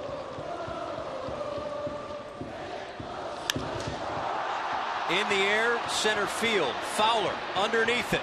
Will they test the arm? Here comes the throw, and retreating to third is Kobayashi.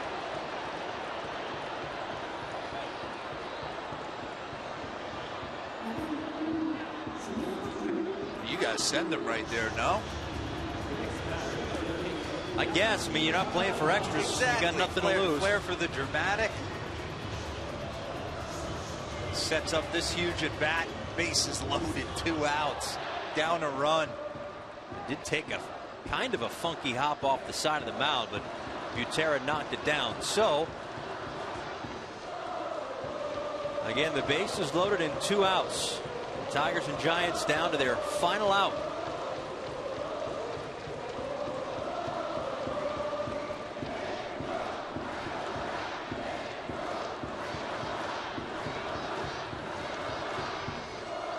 First pitch to Kataoka is in there for a strike.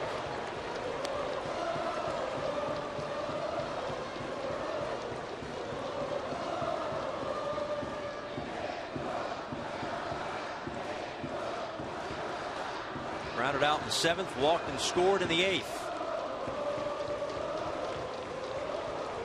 Trying to at least tie, perhaps win this ball game in the 9th. Swings and misses, 0-2. Good pitch right there by Beliveau. Fastball, cutter, curve in the arsenal. Got him 0-2, could do a lot of different things right here. Struck out 4 batters for every walk in his 24 innings pitched, 28 Ks and 7 walks. The 0-2 pitch misses, 1-2.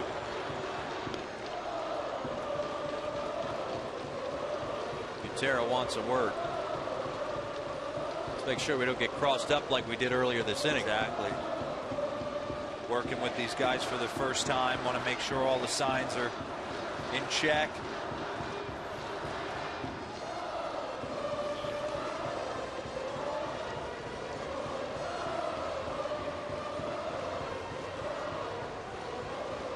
Beliveau has inherited this mess. Came in with the bases loaded, 1 out, got the fly ball for out number 2. And the 1-2 pitch fought off. Count remains 1-2.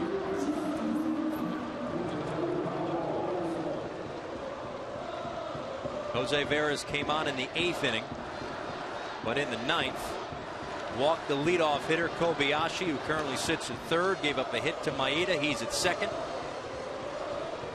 Struck out Cano, walked Uemoto, who's at 1st. And again, the 1-2 pitch.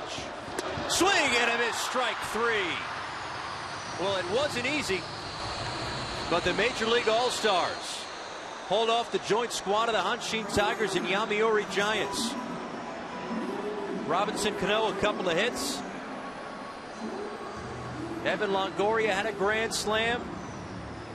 Sal Perez a home run. Dexter Fowler a home run. This was a nail biter. This was a fun watch to kick off this Japan trip. Yeah, absolutely. A lot of guys got their feet wet. I thought Chris Capuano came out and just set the tone. 4 innings, 3 hits, 1 hit, 3 strikeouts. Just really looked good. The bullpen, Franklin Morales, Jose Vera scuffled a little bit, but some big, huge homers. The biggest of which was Evan Longoria's grand slam. That was a big grand slam back in the 5th inning. And the Major League All-Stars able to avert what was looked like something of a heroic comeback here. Down 8-1, closing the gap to 8-7. They had a runner on base at second base who got picked off in the 8th, and the bases loaded 1 out in the 9th. But the joint squad of the Hanshin Tigers and Yomiuri Giants could not get the job done. 8-7 your final score. So on behalf of all of us here at MLB Network, thanks for joining us in our coverage of the 2014 Japan All-Star Series. Don't forget, games continue through November 20th. We'll be back tomorrow. Kyocera Dome in Osaka. Matt Shoemaker, Kentu Maida, your 2 starting pitchers. For Mark DeRosa and our entire crew, I'm Paul Severino saying goodbye. We'll see you next time. The Major League All-Stars hang on for an 8-7 victory in their first game here in Japan. We'll see you next time here on MLB Network.